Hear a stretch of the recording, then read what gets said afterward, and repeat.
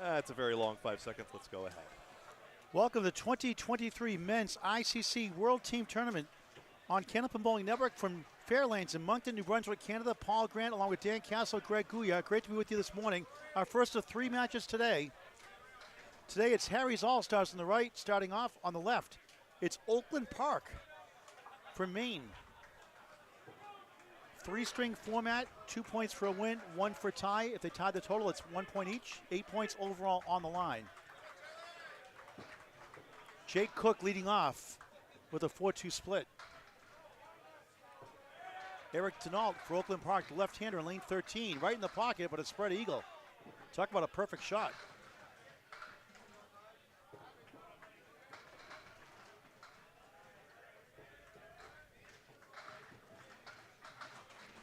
Cook leads up to 3-6 right, 4-7 left. Eric takes down the right side of the eagle. Playoffs start tomorrow night. There's 2 shifts tomorrow for the regular qualifying rounds. The playoffs start tomorrow night. Quarters, semis, finals Saturday, all starting 9 o'clock local time, Atlantic time, 8 o'clock Eastern time. 7 and 7 to start. Welcome, Mr. Greg Gouillart, the soothing sounds of Greg Gouillart. Good morning, Paul, and good morning, folks. All of you filing in here on Candlepin Bowling Network. I won't divulge too much information as people are still filing in at this point, but we're here at Moncton, New Brunswick Fairlanes Bowling Center. Fantastic 36-lane facility. And very thankful for all their hospitality.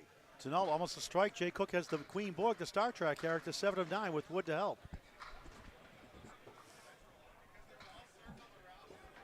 Jake turning 36 later this month. Spare. 17 the ball through 2. Denault missed it right. Eric also November birthday boy later this month. He'll be turning 56 years young. From Thomaston, Maine. Wasn't there, he gets a 9. 16 through 2. 1 pin lead plus the ball early on for Harry's All-Stars. Shout out to Steve Reno Sr. in the Candlepin Hall of Fame, who coaches his team a lot of times. And namesake Harry Reno for Harry's All-Stars. Yep, Harry Reno is obvious as well, his father in the Hall of Fame as well. I'll get the lineup edgewise. Jay Cook, Brian Fournier now for Harry's, Dennis Green, Dan Esdale, and Chris Parker at Oakland. Eric Denault, Dennis Watford now, DJ Camber, Rich Beveridge Jr., and Jason DeKaler. All right, the captain, Brian Fournier, from Ryan Zamillis, great guy. 1-5 center Worcester, 6-10 right. Veteran bowler, Dennis Watford. Whoa. Look at this leaf. 2 triangles, the head pin. Take a picture of that one, folks. So he took out the 2-3-5? Wow. Fournier for a spare, almost. Well, 1,000. Take a picture of that shot, folks. There's the 1 and the 4. Well, over 1,000 possible leaves based on just standing pins, and I don't think I've ever seen that one. Dennis from Nobleboro, Maine. There's a high single of 181, a high triple of 429 as Fournier gets a 10.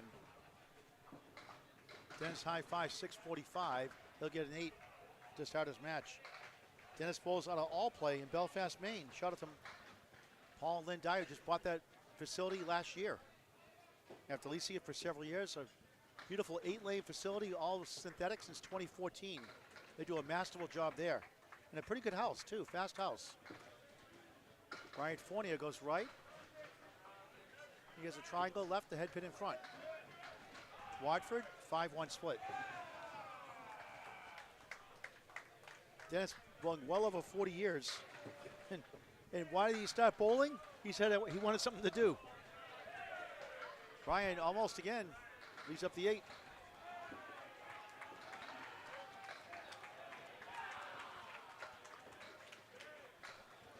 Dennis 6-9-10 triangle.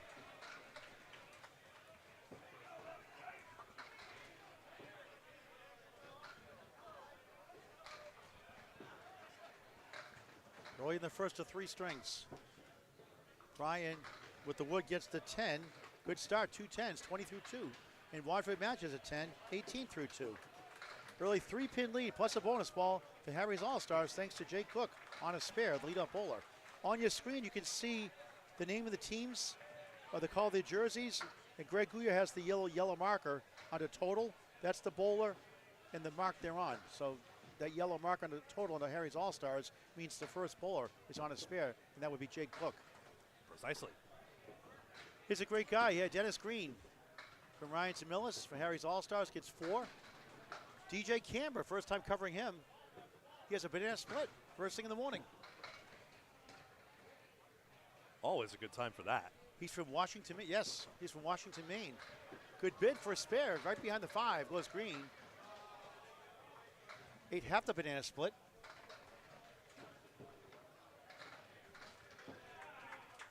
And Green nails it for a 10 to start his first to 3. And DJ gets a 9. I'll just abbreviate banana split on my screen to the acronym. I don't have enough space for it in the cell.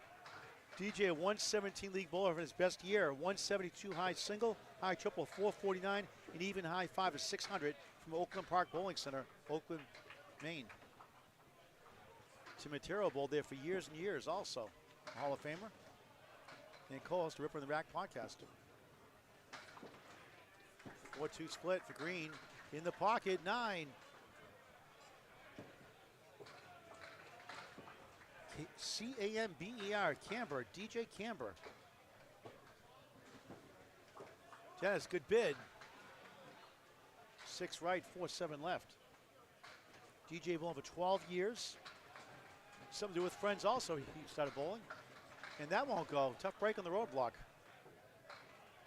Angled the wrong way. He threw 11 strikes in the league one night in a match in the past. Not too bad.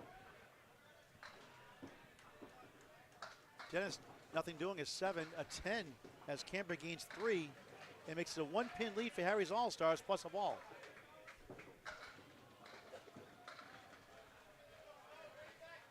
Dan Esdale at his first World Tournament for Harry's All-Stars on the right on lane 14, lane 13. It's Richard Beveridge Jr.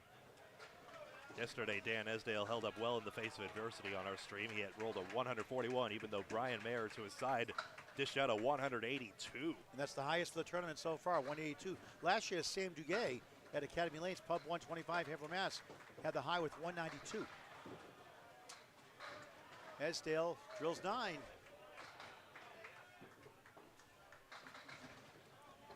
Beveridge Jr., 1-2, 7-10. Very good bowler. Esdale spare. Dan from Brockton, Mass, originally Dorchester, Mass, section of Boston. What a shot for Beveridge. Can't get to the 10. The wood's rolling back. Come on. Slow motion, but it rolls right in front of it. It's nice to get rid of those inner pins. The 8 and 9 gave the washout a chance to go, but it did not. Now he's got to wait for the rolling wood. Pins doing its pendulum swing.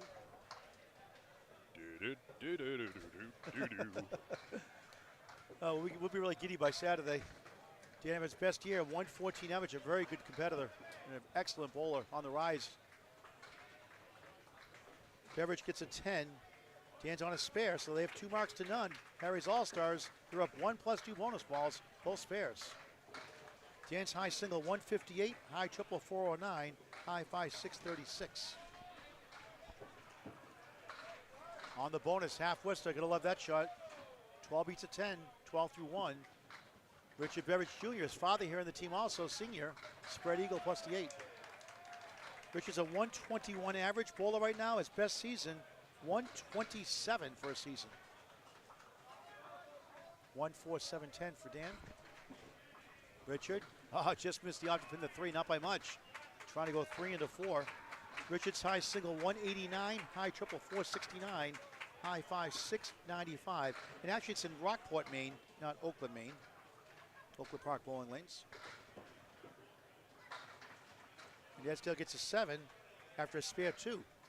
The curse continues of the half Worcester, 19 through 2. That's why I hate that shot. And Beveridge Jr. gets a 9, 19 through 2. 73-72, Harry's All-Stars up by 1, plus 1 bonus ball. And the anchor ball is coming up. Chris Parkinson bowling well. Very good pinning by Beveridge on the Eagle Plus. And one of the best bowlers in Maine, probably the highest average in Maine right now, is Jason Kaler. He has a 130 average.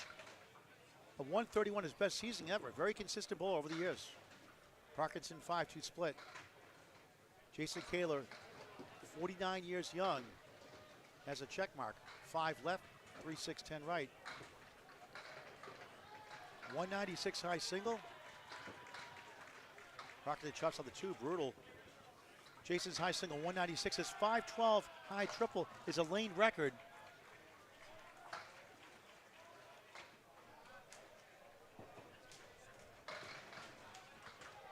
At Oakland Park, his high 5 is 789. Very impressive number. High 10, 1382. His family got him involved.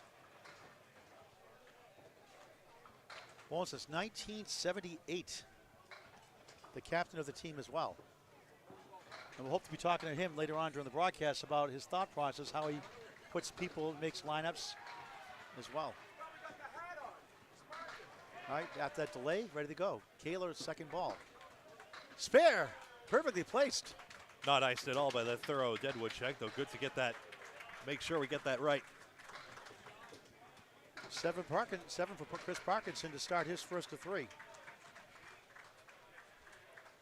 Next match, we got a good one. 2 of the top teams on the right side. Maria Sub versus the Hatchemen. 36-12 each. Next on Candlepin Bowling Network, followed by Kingsway Bulletproof from Canada and Bowling Ball Mafia. Another good match. Our third match today, later today on Candlepin Bowling Network. Please subscribe to our YouTube channel. Never a charge, always free. Candlepin Bowling Network on YouTube. Parkinson 9, head pin left up. Kayla Spears 8, 5 left, 6 right. 18 through 1 in the first of 3. Nice spare. Parkinson gets it. That's about 59% of success rate when you miss the head pin. Head Good pin one standing. Yeah, head pin second time round. Stats by Candlepin Bowling Network. Kayla cannot convert the spare. So Parkinson, after a 7, 17 the ball through 2. And Kayla picks it up for a 10, 28 through 2. Back to the top, you go to Paul Grant, Dan Castle, Greg Gouillart on Candlepin Bowling Network. The 2023 ICC Men's World Team Tournament on Candlepin Bowling Network. Make sure you follow us on Facebook as well. Yep, it's 3 marks to 1 right now. It's 2 extra marks for Harry's All-Stars, so they can close up this pinning gap. First fill was 2 for them on Esdale's fill, but still 2 more to go and possibly build a lead. Bowler switch sides now. Jay Cook on the left. Eric Denault on the right, the left-hander. Just missed the crossover, coming back for the 2 and the 1. Now he's stuck with the goal post, 7-10. He's got about 5 pieces to deal with on the deck.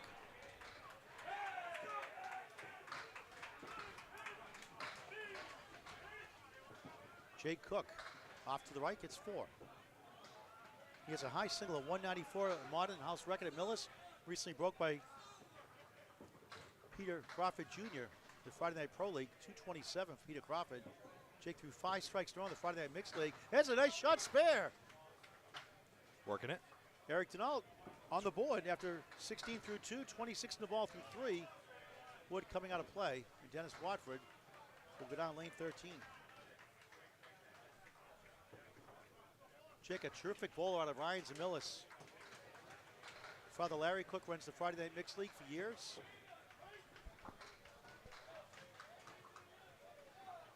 Jake's high triple 449, high 5 650. Ooh. Cook open with the 5. Well, open in the States means you didn't get a spare strike. Open in Canada means you're filling a mark. 5 out of 6 on that leave, though. Just a second, Paul. Oh, yeah. I can take over for you here. Already 1 through 3 for Cook. So for those of you who just filed in, and on the off chance this is your first time watching our live stream, this is a round robin format. 2 dozen teams here, and divisions of a dozen teams each. Top 5 make the playoffs. Top seed gets a 2-round bye, and that's determined by these match points, which are 2 per string and 2 for total, and tie broken by total pinfall. Dell got a second mark. Mark difference now 1. His fill. Wayward, but catches the 2-4, and that's going to produce a 1-3-6-7 for a 6 fill. Cook digs in, he splits.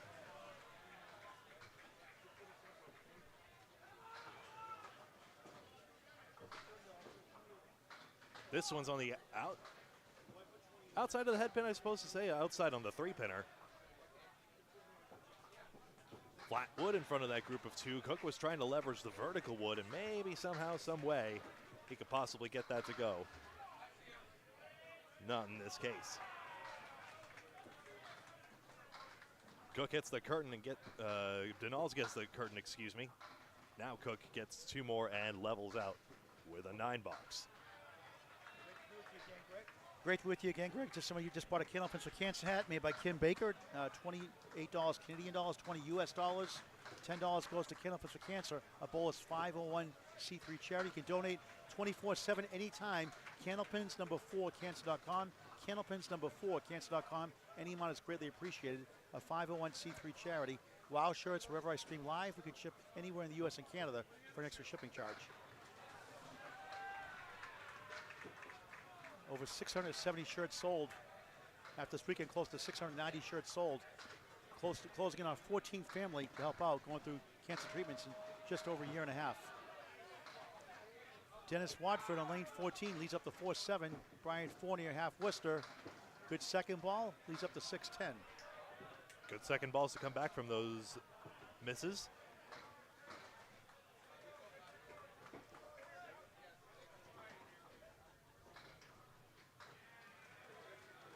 Dennis always up there in the tournaments. A very competitive guy. In his mid-60s, still bowling at a decent level.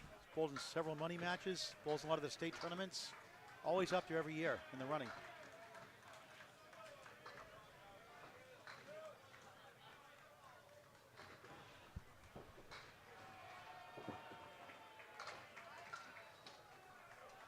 Dennis won the average for handicap, what they call the APH in Maine, which is basically a handicap tournament in Maine. As he gets an 8, Brian Fournier a 9. In 2021-2022, he won the state APH title.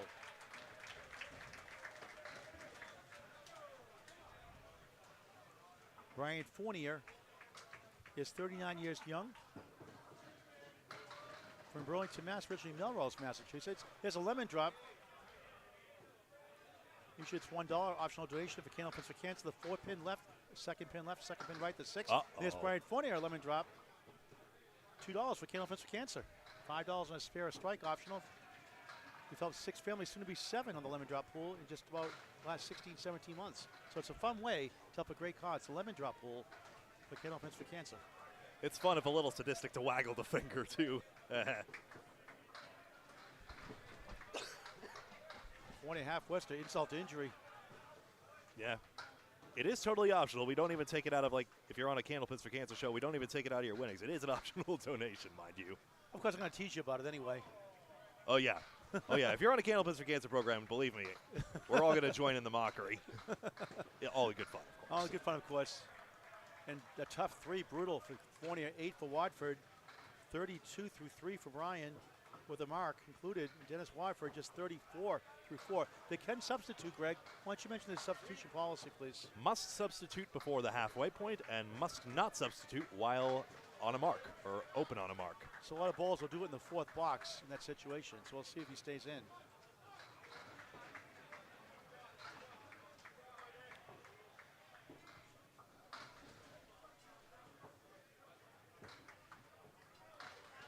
Gamber gets a 3-2 split. DJ on lane 14. Lane 13, Dennis Green for Horseman plus the 9.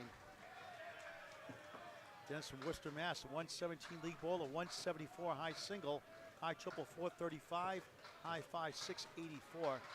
DJ, look at this leaf. 4 left, 3 right.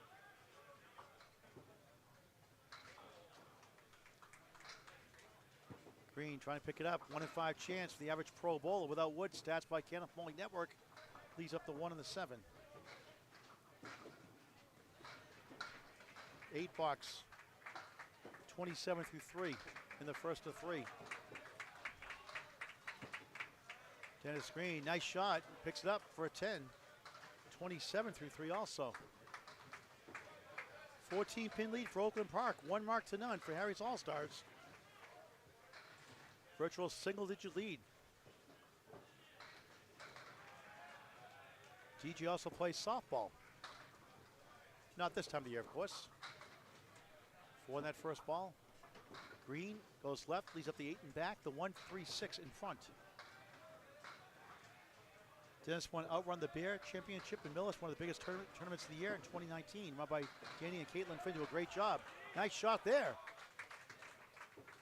Canberra gets the mark. DJ 37 the ball. Green off the wall, can't get the kick. That's a really 6 right, 8 left. That's a really tricky 6-pin cluster for DJ to convert there. Nice shot, the right side out. Then the middle and left. Dennis gets 1 for 9, 36 through 4. Oakland Park in the lead by 15. The marks are even, 1 apiece. Richard Beveridge Jr. on the right. Dan Esdale on the left. Dan won the Atlantic Candlepin Singles Tour Class, well, called Class B now. It used to be called Semi-Pro Class B last year. Had a great year. Won the championship. Justin Waters World won the Class A. Class C in his first year. Jeff Little, hoping to be in the Worlds next year or two. Class D in his first season. Maine was Mark Weber of Mark Carey by 1 pin. A must-see match on Candlepin Bowling Network on YouTube. Maine ACST Finals. Beveridge drills 8. Oh, make it 9. Get over. 8 pin goes. It's the 4 pin for a spare. Esdale in the strike zone. 9. He leads up to 10. Second 9 drop.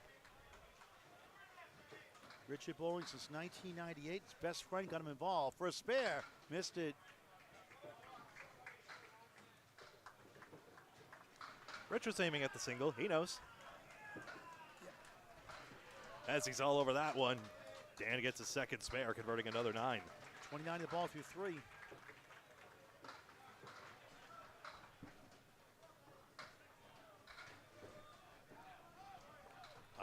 Paul, I can't do charades. 9 box for Beveridge Jr. That's 28 through 3. I just saw John Winchell get a lemon drop over there. I'll have to pick on him later on. Uh-oh.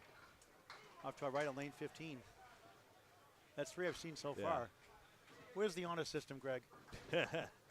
It's not an honor system. We caught it on video. We can use it against him. He cannot deny it. We have proof. We will wage a full-out harassment campaign. All in good fun, of course. Look, we're trying to do a good thing. We're trying to help families. Yes. You know? Yes. It's only $1. 5 at a mark, optional, of course. Beveridge 3, 6, 7. Esdale's bonus is 6. He has the Rick Kimrowski special in Millis, the 4 horseman, which is a shot he made a lot as Friday Night Mixed League. I bowled for years. Great guy, Rick Kimrowski, turning 70 later this month. Esdale with that spare fill, 35 through 3. Another chance at the Rick Kimrowski special. So you make this shot, you see Rick Kimrowski and Millis. Tell him I made the Kimrowski special. He'll get a charge out of it.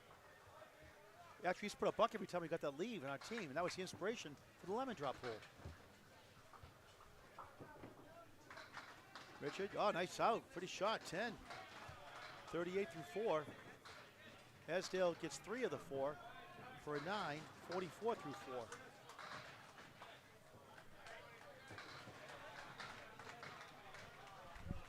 Jason Kaler on the right, 28 through 2. Chris Parkinson, 17 the ball through 2 on the left. For Harry's All-Stars. He's been on lights out this year. High single 195, averaging 120 his best year. High triple 433, high 5 695 out of Ryan's and Millis. Kaler on the nose, a 2-1 split. 4 left, 3 6 right.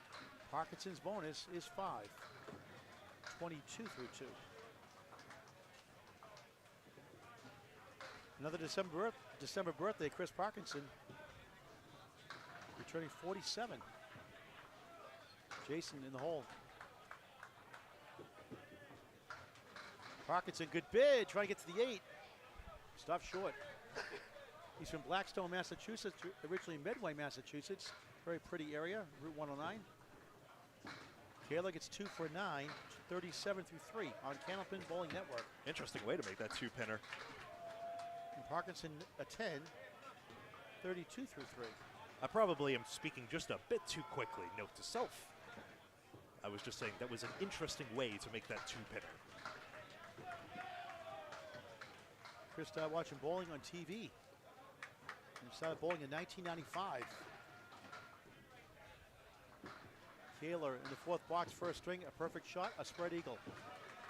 Parkinson in the pocket off the wall. 9. 7 pin left up. Chris outrun the Bears singles, doubles, and championship winner and New England champion as well. Kaler, good bid, got 3 in the right. Rough go of it for Kaler. He's 4 for 4 on the head pin, but only 1 mark to show because the other 3 have been splits. Parkinson right on it, spare. Second spare of the first, 42 in the ball through 4 for the anchor bowler. 1 mark for each side. Jason, 9, 46 through 4. We go back to the top of the order, the 2023 Men's ICC Team Championship, the Worlds, on Candlepin Bowling Network. Paul Grant, Dan Caslow, Greg Gouillart, great to be with you. 3 matches every day through Saturday, including the playoffs starting Friday night, or late Friday afternoon, I should say, around 4:30 or so, give or take. And then Saturday, quarters, semis, and finals, all here live on Candlepin Bowling Network. 9 o'clock local time, Atlantic time, 8 o'clock Eastern Standard Time. As Jay Cook has a clipped wing eagle, that's a spread eagle, minus a corner pin. He's at 40 through 4 coming in. Eric Donald on the left, 41 through 4.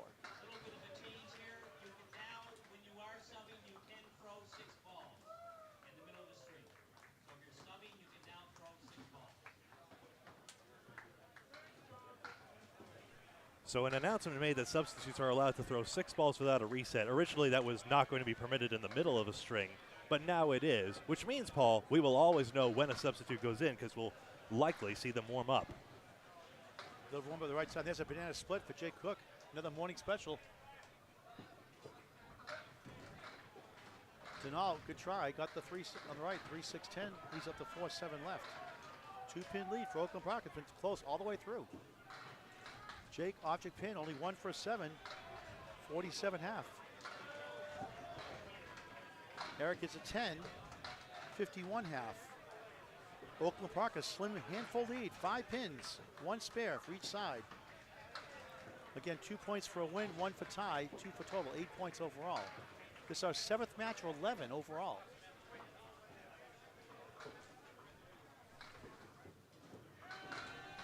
Jake goes right, 1, 2, 9, 10. Also bowls the Atlantic Candlepin Singles Tour Class A Southern Conference out of Ryans and Millis.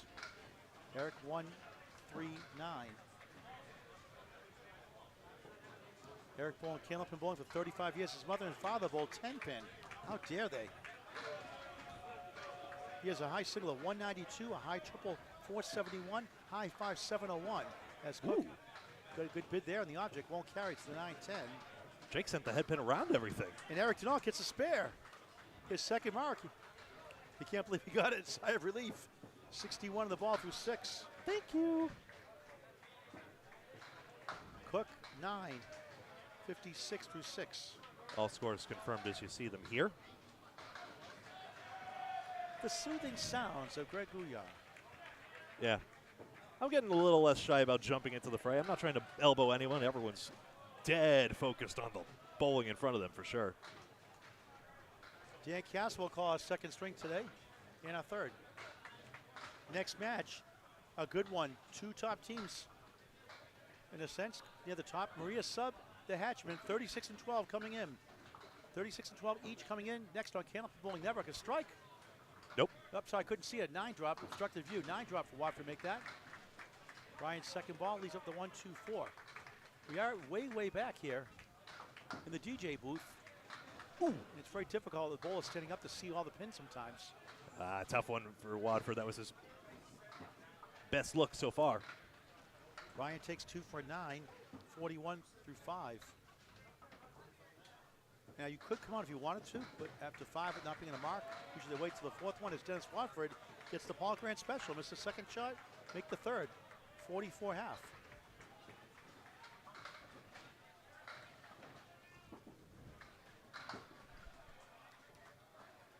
That Tim Hortons is so much better than it's really good, isn't it?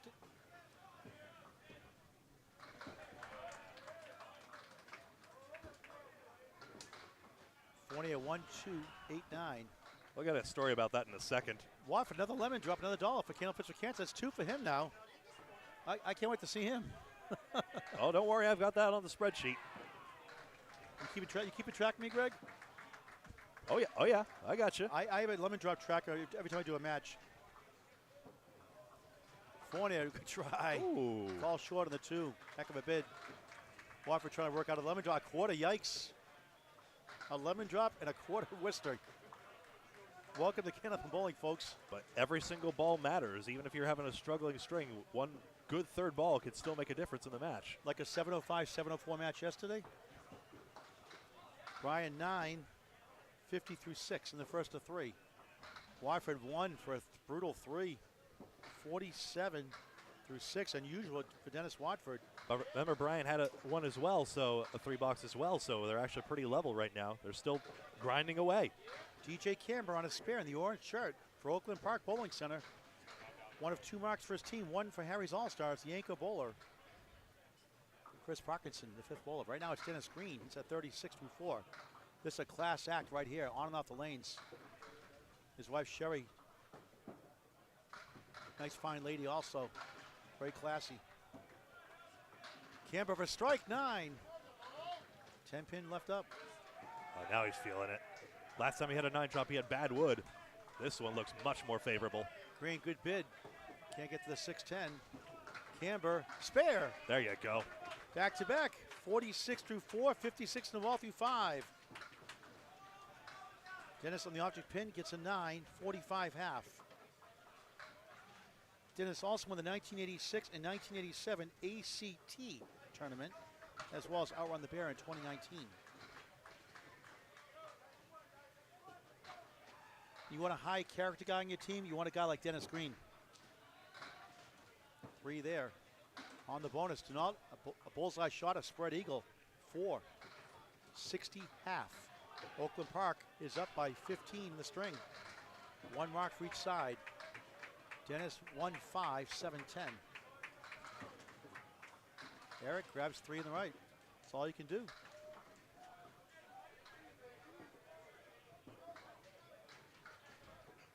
And Dennis will get an 8. 53 through 6, not happy with that.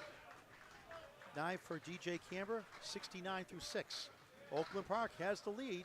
It's close all the way through. They're up 16 right now, 1 spare for each side. Dan Esdale for Harry's All-Stars on the right. On the left, Richard Beveridge Jr. Dan 44, Richard 38. Checking my levels. Oop. That should be fine. Dan bowling for over 38 years from Ryan Samillis. Both the old Union Street lanes in Holbrook, Mass. 158 high single, high triple 409, high 5. Correction, 171 now is new high single. High triple 434, high 5 651.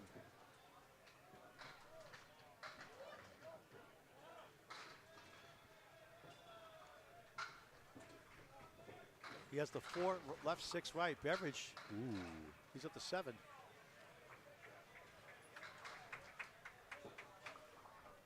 Doinks it.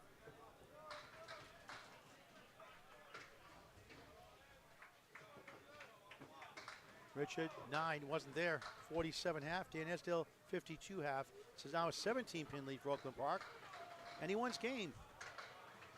Current mark situation is 5-5. Pinning is 7 in favor of Oakland Park. This holiday season, all season long, please consider Candlepin gift cards. It's a great stocking stuffer. It's a great way to get friends and family involved and also support your local bowling center. Please invest in Candlepin Bowling with Candlepin gift cards, not just for the holidays, all season long. The gift that keeps on giving. Candlepin gift cards. There's a strike for Dan Esdale, all fired up. 62 plus 2 through 6 is second mark of the first. Meanwhile, Richard Beveridge is dealing with a 2-2 split. 4-7 left, 3-6 right. Richard won state teams in Maine and Massachusetts. He enjoys one with his father here in the world, Richard Sr. Rich is 5 for 6 on the head pin. 3 splits, missed that single, and then a 4-pin doozy.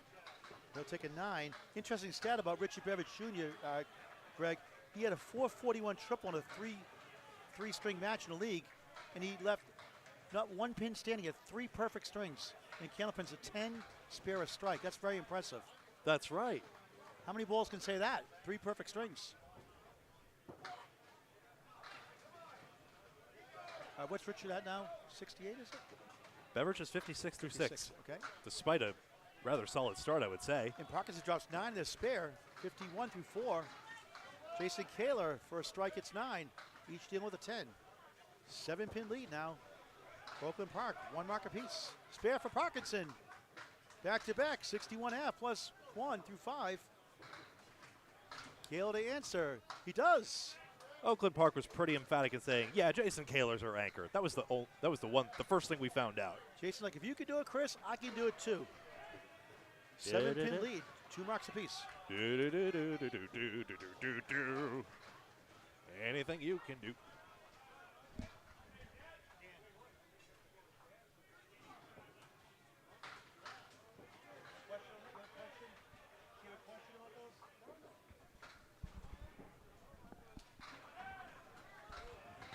Parkinson now up 61 and a ball. A 5-2 split, just 3 that time, 64 half. Boy, he's been a beast, hasn't he? He's been terrific. Kaler on the nose. Oh, breaks in the split, got a break. The 4-pin goes down, 7 on his spare, 63 half. 3-6-10, spare chance. Parkinson, good bid. Got the 5, not the 2. Hit his object. Kaler for another one. Off the wall, can't get to the 10. A little thin. And Chris gets 1 for a 9. 73 through 6 in the first of 3 strings, first of 3 matches on Candlepin Bowling Network as Kaler takes a 10. Jason, 73 through 6, back to the top of the order. Yeah, they're glad that wood carried through for Kaler. 306, 294, so a dozen pins and a mark apiece, so it's a dozen pins indeed. 7 marks to 6 for Harry's All-Stars, but because of bonus pins and the 7-pin pinning advantage for Oakland Park, Orange team currently in the lead. Eric Denault, the only mark for Oakland Park right now on a spare on lane 14. Here at Moncton, New Brunswick, Canada, the 2023 Men's ICC World Championships. 4. 65 through 6, they're up 16 right now. Jay Cook, a great chance. The 2-pin for a spare. 56 through 6 coming in. For another one, looks good. Oh, just missed the head pin by a smidge. Cook, spare. 66 in the ball through 7, cut it back to single digits. Cook's all over his 9 drops, second time. Denault 9, 74 through 7. 72 through 7, or 74 through 7, make it. There we go. I'll get it right. Leads 15, close to a virtual tie. 2 spares to none for Harry's All-Stars. Jay can cut it to single digits here on the bonus. First, Eric Denault, the southpaw. Half west to right, 3-9. Eric's been in the playoffs before at the Worlds in Fredericton. Half Worcester for Cook as well, yeah. Ouch, 68 through 7.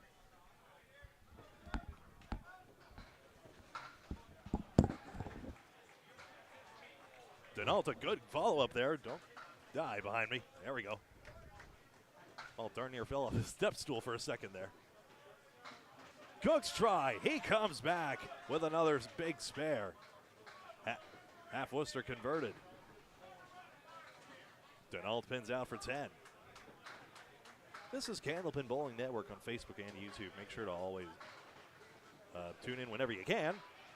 And if you haven't already, please like and follow us on Facebook and subscribe on YouTube by hitting the buttons you see on whatever platform you may be watching. And hey, if you like the video, if you like this world-class bowling, hit the like button. It's the thumbs up button wherever you are. Either way, we greatly appreciate your support by watching. Thank you.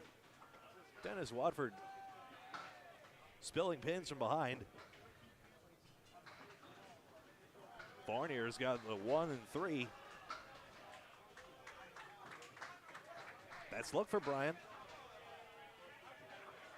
2 marks to none, so Harry's All-Stars now. The team carrying Ryan Family Amusements advertisement. Oh, good shot. Watford converts that. It was still a split. Required a dexterous touch with that second ball.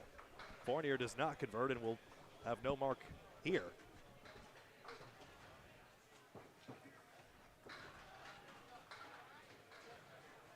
(59 through 7). All right, Greg, right now Oakland Park has a 14-pin lead, but 2 marks to 1 for Harry's All-Stars. Again, a virtual single-digit lead for Oakland Park. A big match up next. Maria's sub, the Hatcheman. Rich Lamoni's Hatcheman. Craig Holbrook, John Zappi, John Winchell, and others. Sean Baker. And a cast of all-stars, both sides, next on Canopy Bowling Network. That's Maria's sub, the Hatcheman.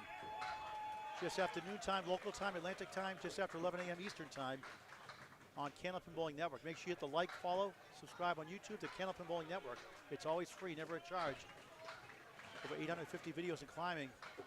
Watford chops out 1, 4 standing. Fournier trying to work out of it in the hole.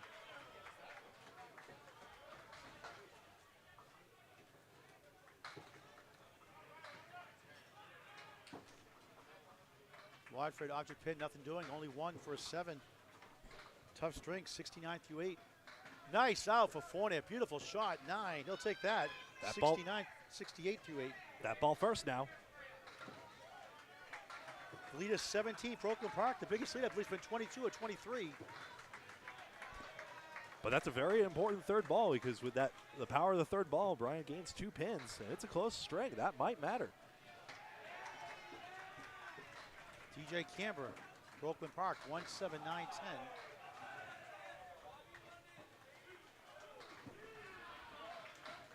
Dennis Green chops up the half west to right, the 3 and 9.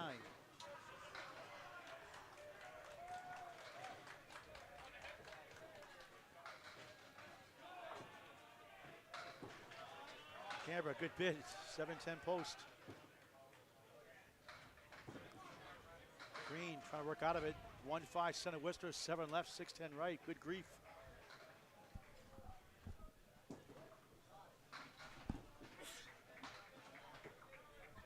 And Canberra will settle for a 9 box, 78 through 7 in the first of 3. Green chops up 1 for a tough 6, 59 through 7. Gainer of half a mark.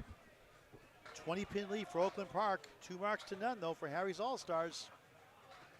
That makes a single-digit virtual lead for Oakland Park. Yeah, Harry's is 9 marks to 7, but Oakland Park still with the advantage.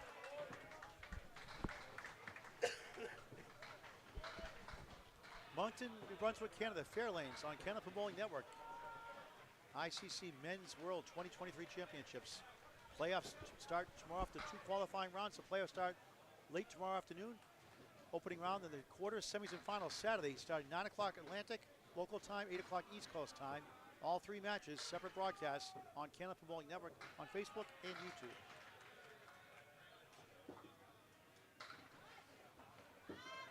Canberra on the nose, a clip wing eagle.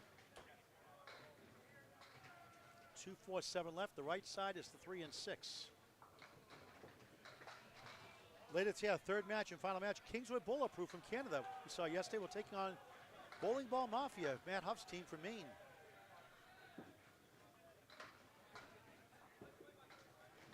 And one bowler, Ryan South, from their team from Massachusetts on the team, but mainly Bowling Ball Mafia is a Maine team. And look at this sleeve for Green, a diamond +2. Canberra, object pin, won't carry, 3 right, 4 left. Green just missed the object pin, the 2, 4 left. The wood coming out of play. Nothing like the great game of Canopy Bowling. Get your friends out there, folks. How many bowlers we see in our stat sheets? A friend invited them, a co-worker, they saw it on TV, saw Atlantic Canopy singles tour match, wants to join the ACST or a league. It happens a lot. A lot of relationships, a lot of marriages in Canopy Bowling. You just never know what you're going to get. Paul, please raise the position of your mic to your mouth, please. Okay, there we go. There we go.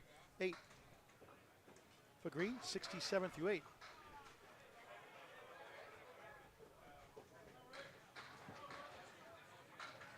He is 21 for Oakland Park. Richard Beveridge Jr. We just mentioned a moment ago he had a 441 perfect match. 3 strings, all 10 spares and strikes. That's pretty impressive. 441 evening. Against Jeff Walsh, the Bulldozer, he threw a 403. Jeff had a 413 in 2019. They both had 400 triples, obviously. Yeah, I remember seeing that score sheet. I think if his 10s were even all the way to act to 7s, he still throws 400.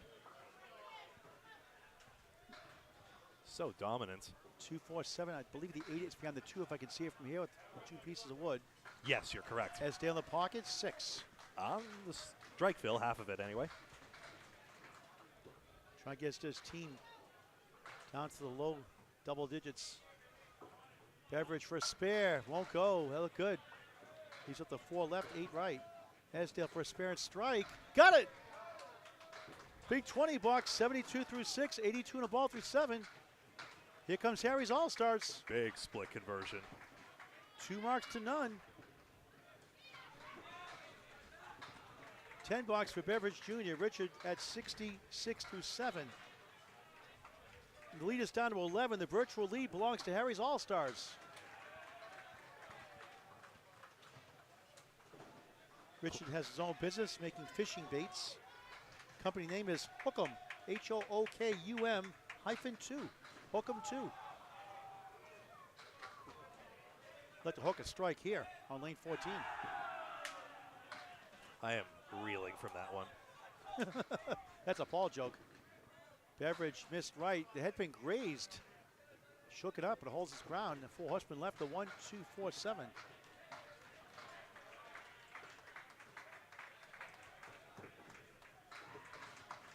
Esdale on the bonus, crossing over 9 more. The lead is 2. Harry's down 2. They get another ball on the board. A chance for another one here. 91 through 7 for Dan Hartford Whalers, Esdale.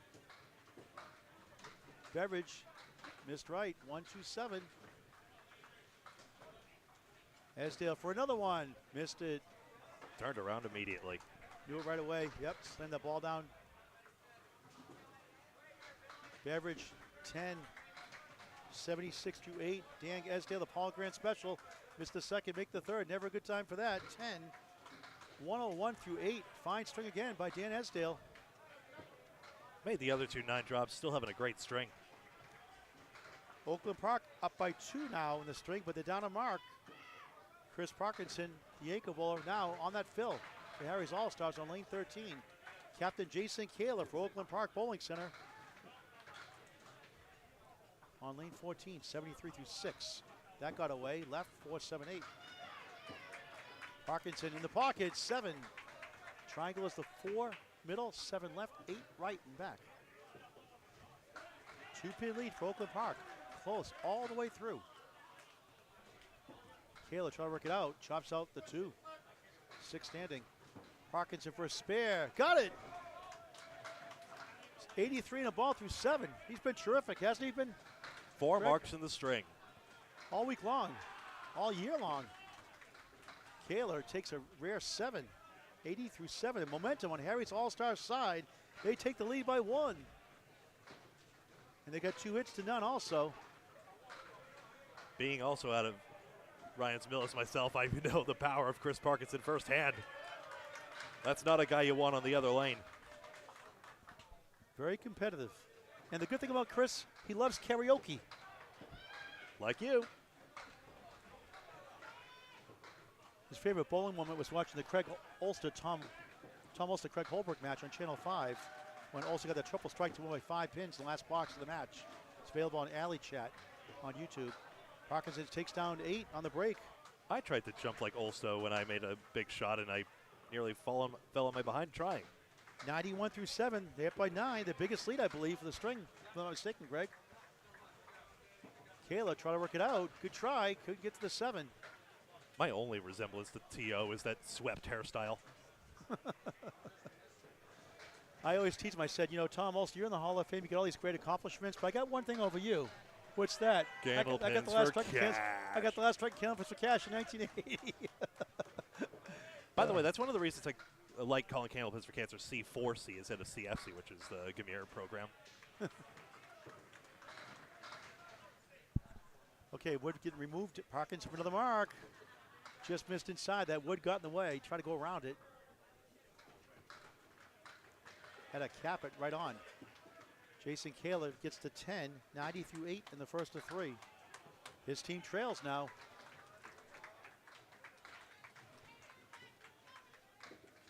Chris Parkinson has something to do with that. As he gets a 10, 101 through 8. 2 blocks to go. Back to the top of the order. Update from Greg Gouillart in just a moment. But right now it's 4:15, 4:06, a 9-pin lead for Harry's All-Stars. Jay Cook has the only mark on the board. He's up here right now on the right. Dan Caswell called the next string. I'm with Paul Grant along with Greg Gouillart on Candlepin Bowling Network. 2023 Men's ICC World Men's Team Tournament on Candlepin Bowling Network. Again, next match after this match is over, Maria Sub, the Hatchman, coming in 36-12, followed by Kingswood Bulletproof from Canada and Bowling Ball Mafia. As Jay Cook on the fill, 2 again, 90 through 8. They're up double digits by 11. No marks on the board for either side. Second half Worcester, Phil. Yep. Eric Denault, 3-6 right, 7 left. Cook has the Augusta main special, -1, so it's the 110.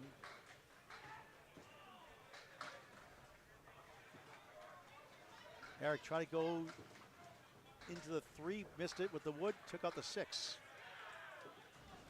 So it's the 3-7. Jay Cook doinks it for an 8, 88 through 9. And you gotta love those half Westers, Greg.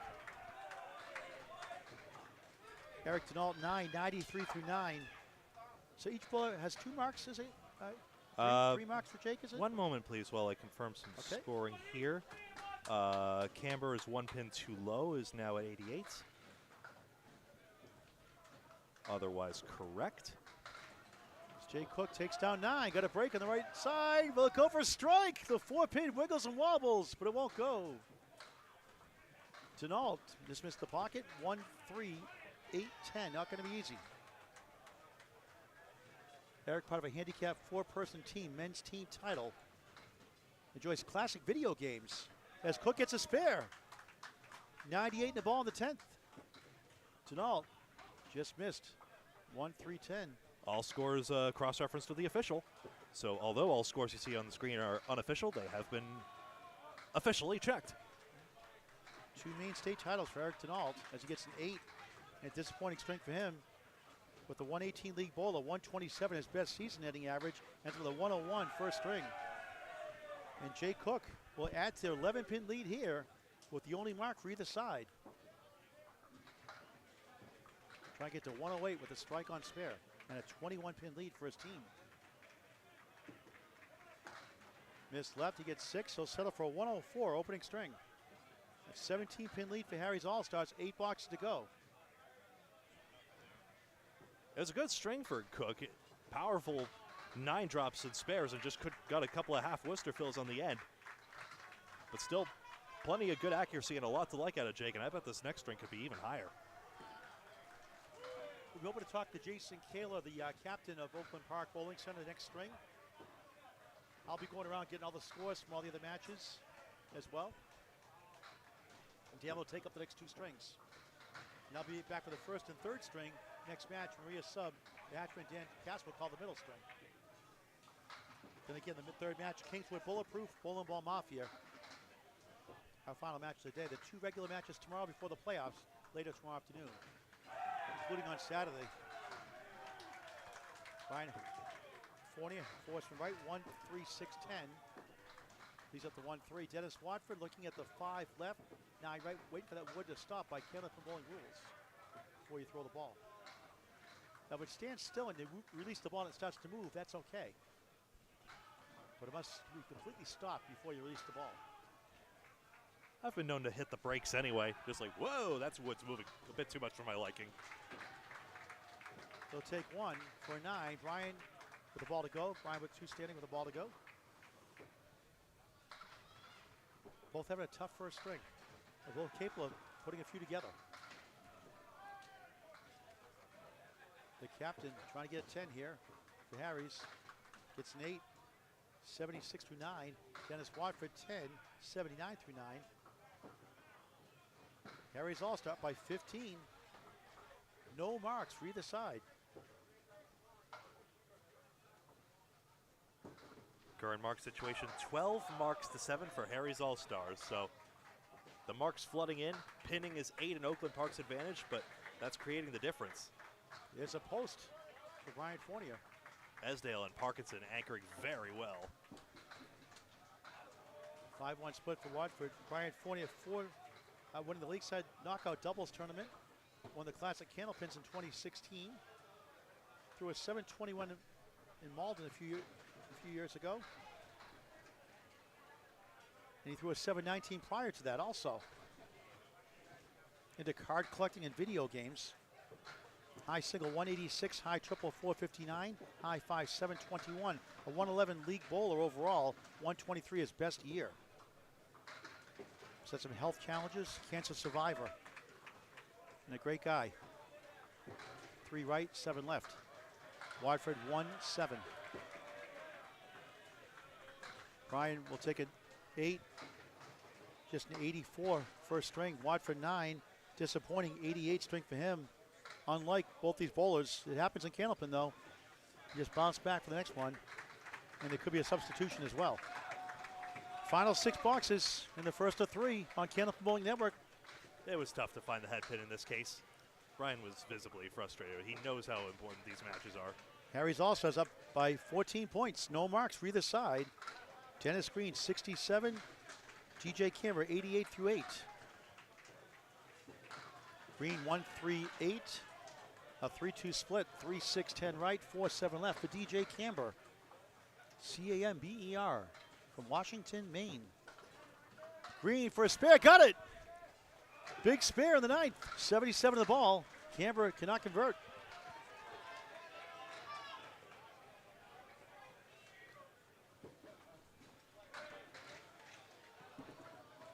DJ 8, 96 through 9. Harry's All-Stars inching up their lead. It's 16 right now. The only mark is right here for Dennis Green.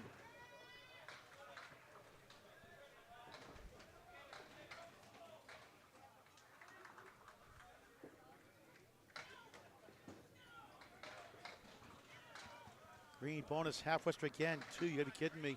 A lemon drop for DJ, another $1 for Candlepins for Cancer. Green trying to work out another half west to right. Brutal. Camber almost pulled it off after the lemon drop. Oakland Park needs some marks. They're at least 2 marks behind. Crucial 3rd ball here for Green. Nice out. That's a pro shot. That's a clutch 10 box. That's a wow 10. He's all fired up. That's one of the better 10 bucks you'll see. And he gains a pin. Over DJ. DJ 105, first string. Dennis Green 89, but a big time 10 box you could say. Yeah, if instead he gets 5 box, then it would be a 14 pin string, and Oakland Park would only need a couple marks. Now they might need even more than that. 10 pins don't get enough love. 10 boxes rather. 4 box go. Richard Beveridge Jr. needs some marks. They're down 19. 3 marks behind unofficially. 479, 460, lowest scoring affair.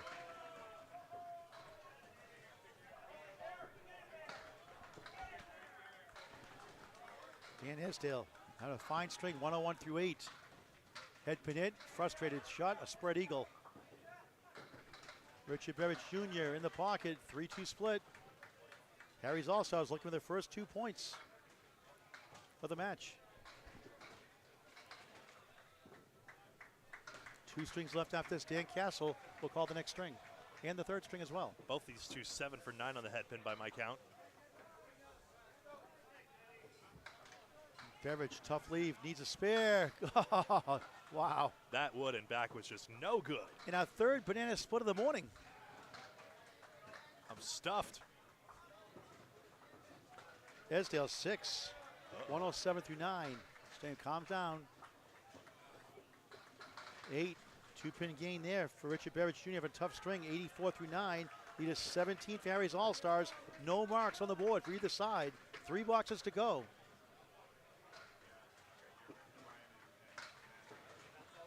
Dan Esdale won a junior tournament with his son Cody. Enjoys motorcycles and cooking. Averaging 116 right now, actually. 114 is best season ending average.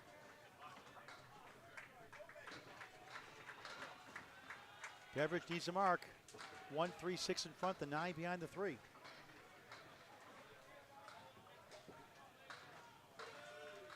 Triangle for Esdale. 2 middle, 4 left, 5 right.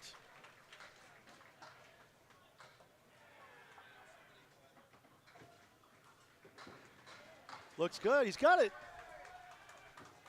Big spare for Dan Esdale in the 10th. 117 of the ball. That may force Oakland Park to get a double. 5th mark. Beveridge can't get the 6 to go. And Harry's All-Stars looking good for 2 points. Not official yet. Getting the 129 was a big deal, though. 139. And the 121 league bowler, Richard Beveridge Jr., disappointing first string by his standards, a 94. It happens in Candlepin Bowling, but I'm sure he'll bounce back next time up. Yeah, a lot of splits in that, so ending up markless is a bit harsh for Richard. 17 pin lead for Harry's All-Stars, plus there's only spare on the board for either side for Dan Esdale to wrap up his first string.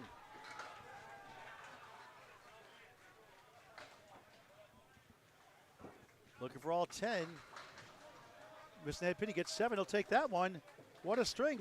124 for Dan. First time Worlds, Esdale. And more importantly, his team has a 24-pin lead with 2 boxes to go. And Jason Kaler, more than likely in double strike territory. It's great to see these guys first time in the Worlds. Great experience. Parkinson takes down 8, 1 on the 8. He's at 101.3 coming in. Jason Kaler 90 through 8. The 130 league bowler. Needs a double somehow, at least. In the pocket, off the wall, he gets 6. Parkinson with spare, just missed inside. Jason 2, 5, 8, 10. 1 piece of wood behind the 2. Camber officially 106, adjusting. Ah, tough break.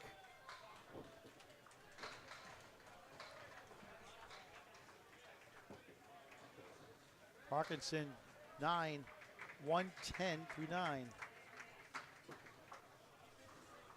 And Jason Kaler 9, just 99 through 9. And Harry's All-Stars, 8 bucks to clinch it for Chris Parkinson. Kaler would need a triple strike, and Parkinson gets a 7 or less. And clinch it here, this 6.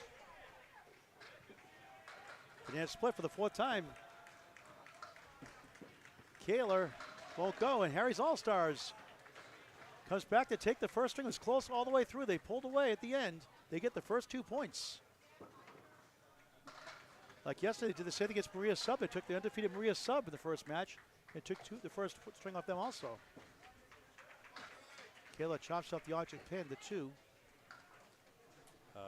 Marking these scores too soon, excuse me.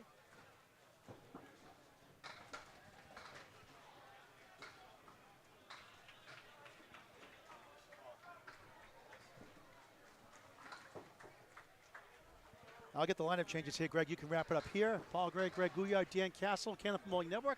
2023 Men's ICC World Team Championships on Candlepin Bowling Network. Please consider Candlepin gift cards all season long and the holidays. Great stocking stuffer. Support local bowling centers. Invest in Candlepin Bowling. Get your friends and family involved. Both a 9, Chris Parkinson, 119. Jason Kaler, 108. Greg with the update. Dan Castle takes over from here. There you see the update on your screen. Mark situation 14-7, confirming scores.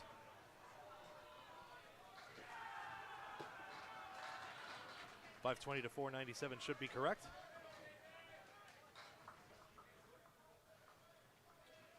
We'll confirm that before the final, though.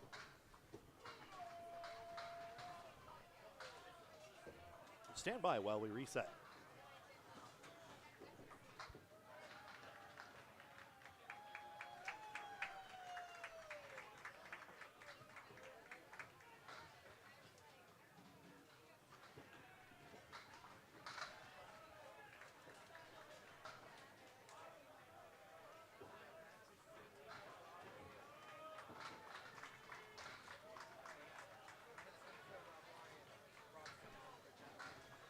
Okay, good morning, Greg. Good morning, everybody. This is Dan Castle.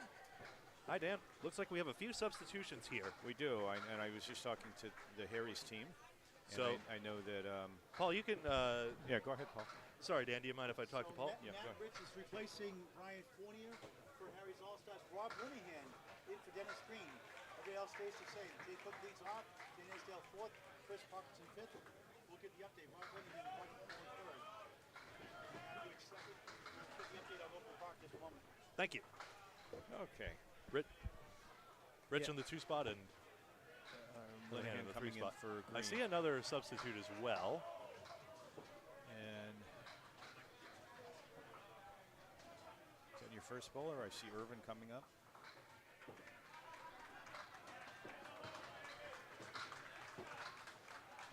I'll check on that. These are all warm-ups. They're allowed to throw 6 straight balls.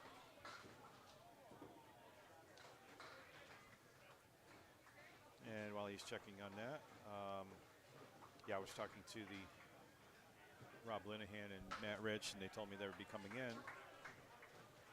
And but it was a little uncertain with whether they were going to sub out Dennis at this point or see if he was still running a little cold in the first couple of boxes. But I guess they've decided to go ahead and bring in Linehan for Green. And go ahead, Greg. Craig Irvin bowling second for Oakland Park. Just a moment. One moment, please, Paul.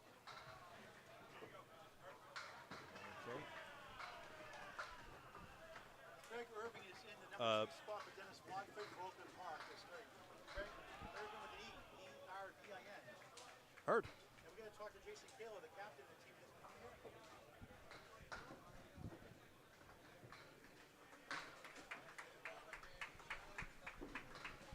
Okay, with the captain, Jason Kaler, veteran bowler, 130 average nowadays still. That's crazy. That's got to be the highest. That's the highest average I know of around. It's not too bad, yeah. Once in a while on league, and anyway, I can do all right. How do you stay so consistent year in, year out? You know, I bowl a lot, and that's kind of one thing that you have to do. You can't. It's like a lot of other sports. Golf is one that comes to mind. If you don't play all the time, it's hard to be consistent, and I play a lot. I bowl in 3 leagues a week. And then I bowl a little bit on the side too, and I think you'll find, especially in a tournament like this, the guys that are really good, they bowl a lot. You know, they bowl at least probably 3 nights a week, some 4 or even 5. Now, you talk about Richie Beverett Jr.'s accomplishment, the perfect triple, 441 triple 3-string match, rather a perfect match. That's, you know, that's something. I'm pretty excited if I can bowl a 3-string match and leave single-digit pins. And once in a while, you'll throw a perfect game, as in you won't leave a pin in a whole game. To see somebody do it in 3 games, to me, is absolutely incredible. I mean, that's really consistent. That's really hitting what you're aiming at every time, and a true show of it. It's something that I don't think, in the years that I've been bowling, I don't know that I've ever seen a perfect series. I've seen a number of perfect games, but a perfect series, that's absolutely incredible. I'll get back to you 1 second. Just give an update real quick. Get back to you just a moment to wrap it up about your team, how you pick your team. We'll get back to Jason in just a moment. Sounds good. Back to live action with Eric Denault and Jay Cook underway here. And just getting started with their first balls. Cook on the head pin. Whoa. He gets the W. And Paul has some more updates. Okay, back to Jason Kaler. Jason, buddy, tell us about, I was watching you earlier, you're really analyzing your bowlers warming up. How do you pick your lineup? How do you decide who comes, who goes? How do you keep the egos in check, not hurting someone's feelings? Obviously, it's a team concept. I saw you studying the bowlers, watching their body language, how their mechanics are. How do you decide to pick a lineup? Everybody's different, of course. How do you pick your lineups? Sure. So, you know, you mentioned people's feelings. That's honestly, you have to take that into account. We're all proud adult men, and we all know we have the ability to do what needs to be done here. You have to read people's, especially more important in the morning as in the afternoon, the last match of the day, how they slept, what happened the night before. Some people, we're all older. We're an older team. So we're a little stiff in the morning, and some people throw a little better, and some people a little younger, maybe. how many games they threw the night before. But you really want to see how they're holding onto the ball, how they're just their overall body language and what their headspace might be at the same time. That's really an important thing. Jason Kaler, thanks for taking time out. Good luck the rest of the way. Thank you very much. Jason Kaler, captain of Oakland Park Bowling Center. Back to you guys. And thank you, Paul. We just saw Jake Cook ended up with a disappointing 7 box, but now they're in their 2nd box, and Denault has 8 down, and we're getting some wood out of the way for Jake Cook. And I was asked to give a shout out to Corey Packard's sister. Understand she's watching the stream, and he wanted to say hello.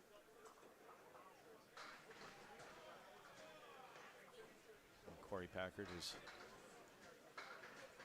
with the Academy team, if I remember correctly. Yes, that's right. Okay. The defending champion Academy Blades. I should know that. Sometimes I remember the guys better than which team they are because I've known Corey a long time. And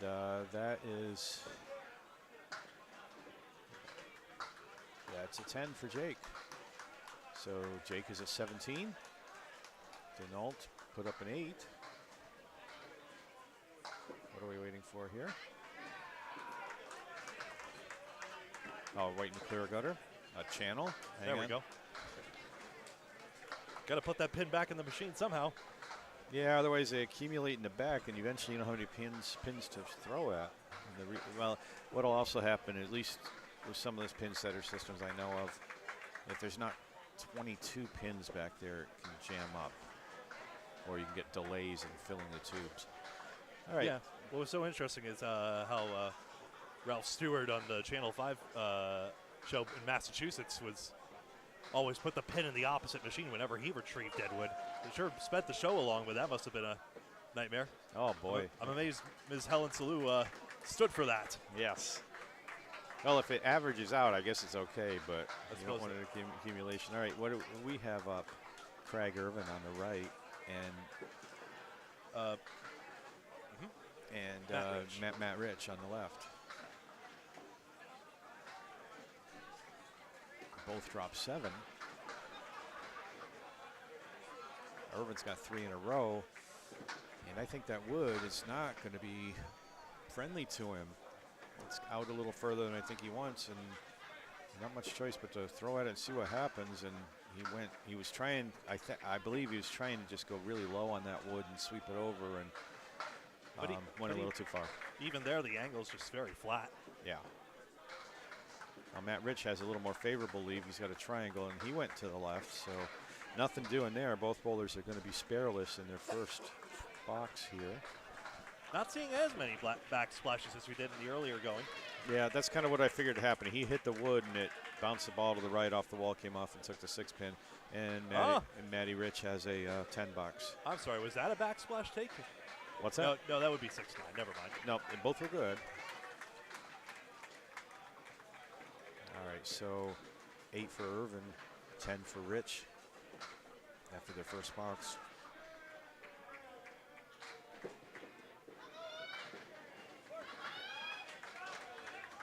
And 9-pin as well. Rich in a pocket light on the right. His ball's breaking a little left to right. So Irvin has a 7 drop, or is that a 6? That's a diamond, yep. Yep. Oh, no, I know Matt's got a diamond. Looking at the other side, whether that 9-pin's there. It is. It was. But he got the spare. It's gone now. That was beautiful. 3-7, 9-10. Nothing wrong with that. Now Matt's got to break up this. And he's on it, but the back 2 pins don't go.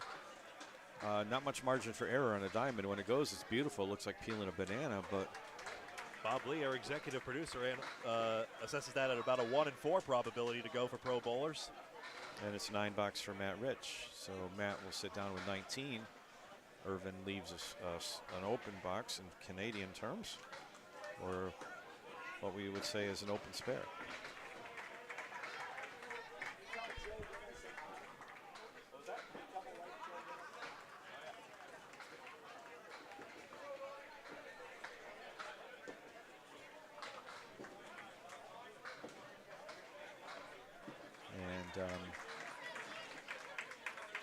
So Rob Linehan on the left, known as the Road Runner in Massachusetts, and DJ Canberra on the right. And DJ just punched out a lemon drop on his first ball. Linehan put out 7. He left the 9-pin, and right now Canberra is looking to clean that up because he went through the hole again on the second ball. So he's going to close out with a 6-box on this. And Linehan looking for a 10. He's got the 9-pin with wood in front of it. And there you go.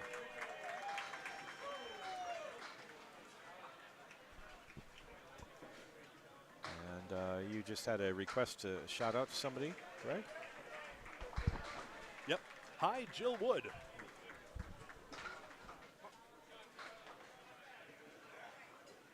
Okay, so 6-box for Camber, 10-box for Linehan. Well, that was out of the Prosperity UC. Okay. Oh, and that was a good ball from Camber, and he drops 9, takes out everything but the 7. Some other wood's edging its way in there, but without enough momentum to carry the 7. Linehan, on the other hand, was on the 6-pin and took out the triangle in the back. Gone. Right, and that's a spare for Camber. Linehan trying to spare this, and, well, he was pretty close to it. He got to hit that in the pocket on the fat side where all the pins are, and he did, but not quite enough to make it go. Good cleanup, though. 2 10-boxes.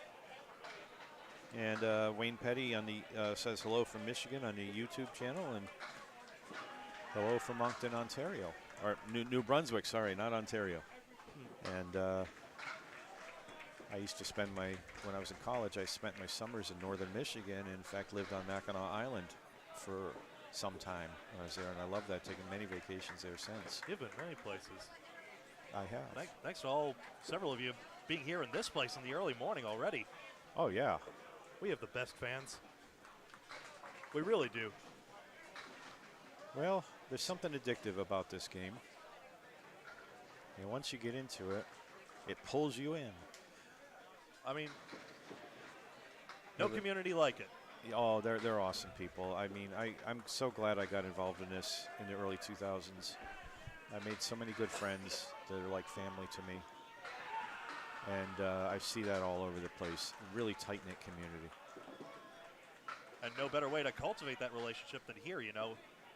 Teams in the hotel, the dynamic right now, everyone's rooting you on from behind. Pair of marks. Pair of 10-boxes. Pair of 10 boxes, okay. I miscounted the balls. Yeah, unfortunately, Beveridge had that plank in front of the pin but didn't get it to go. That's right.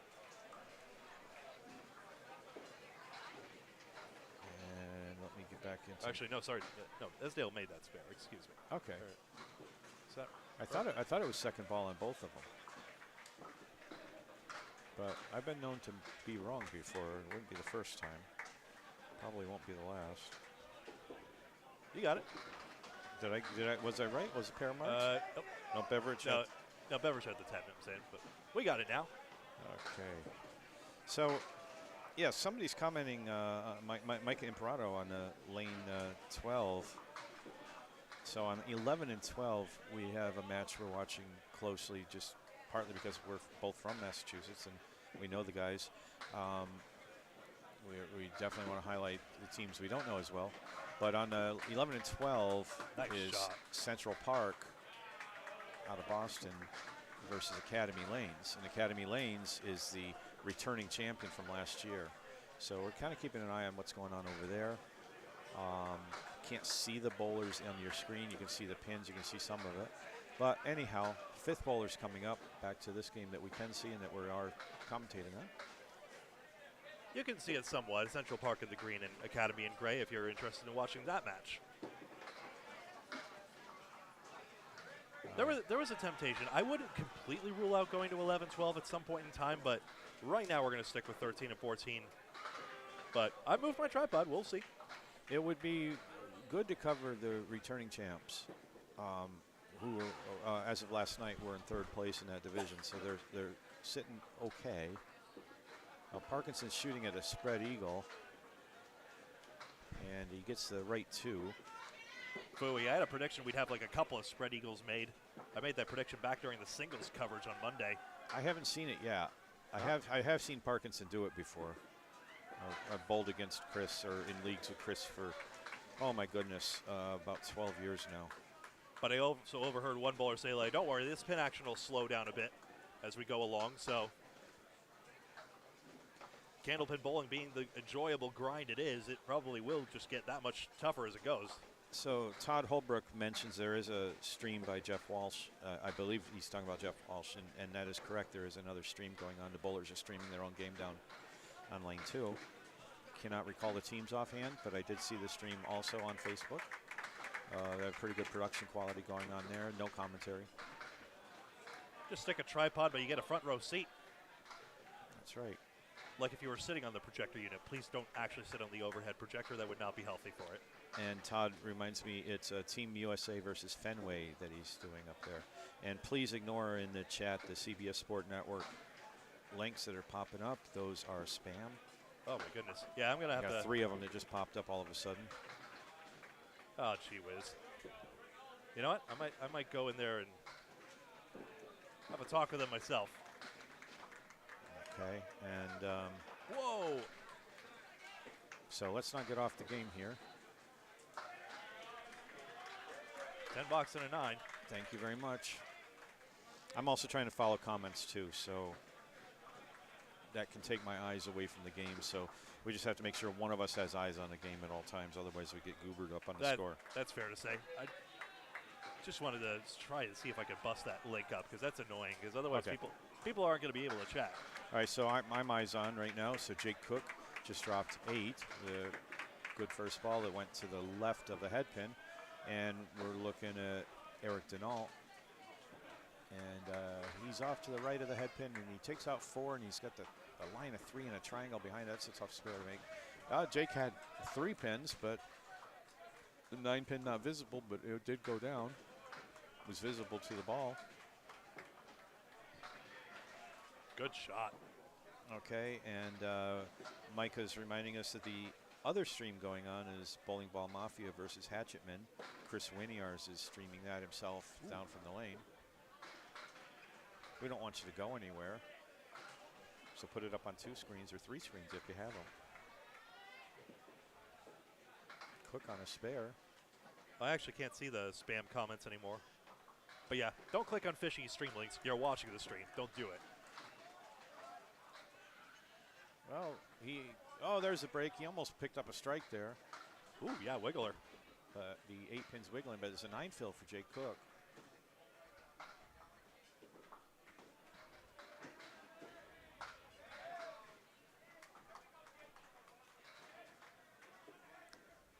And another mark for Jake. And he put a big bid on it. Denault did. Pesky back pin. Andrew Green, Dennis Green's son, watching the stream from Ohio, and your father. I know your father well, and and your mother, and they've spoken often of you. I think I may have met you at the lanes one time, Andrew. I think you came in one day.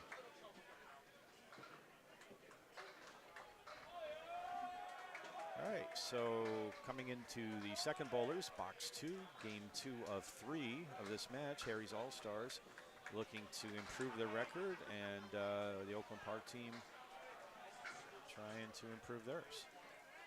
Harry's won the first string. Matt Rich, 19 after 2, first ball in the third box, is off on the 3 pin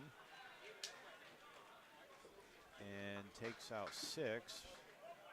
Irvin on a spare. And he has a 4 horseman plus the 9 pin, and often in Massachusetts anyway, we call that the Caleri. Well, Matt Rich has the Caleri adjacent. I was going to say he had the same leave minus the 7 pin. And just a couple more ago, so I believe that was a 5 fill for Irvin. Yes. Sometimes an 8 or the 9 pin get behind there, and from this angle it's really tough to tell. And both bowlers have no spare there. Nothing hiding on that one. Matt Rich puts down 10. And Craig Irvin has a 9 box. Craig Irvin with a 3-pin advantage over Rich at the moment. And Sherry Green, I see you in the chat, and I hope you're still here. Hi, Sherry. Elena Raven Hello, and I know you, Elena. Dan Estes misses. All right, Matt Rich drops a beautiful 9.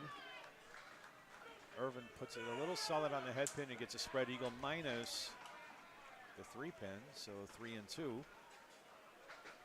Matt Rich looking for a little thought from Mike Erickson about how he might shoot this. It's got some wood around it, and I think if you hit that left wood wrong, it's going to deflect the ball. The right wood would probably do nothing. He's going straight at it. No, he's taking the wood. He opted for the wood, for the spare for Matty. Safe way out. Please raise the microphone to your mouth. Thank you. Are we good now? That sounds good. And that was kind of you, Greg. So Irvin, no mark in the 4th box. Had the banana split after the second ball and took out 2 of that for 40 after 4. Matt Rich is in 39 in a ball.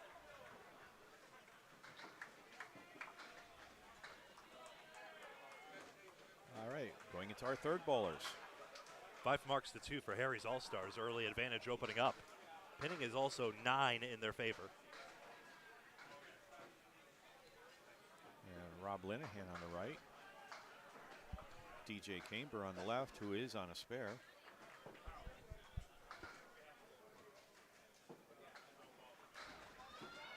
Oh, Elena, those pastries sound great. I'm looking forward.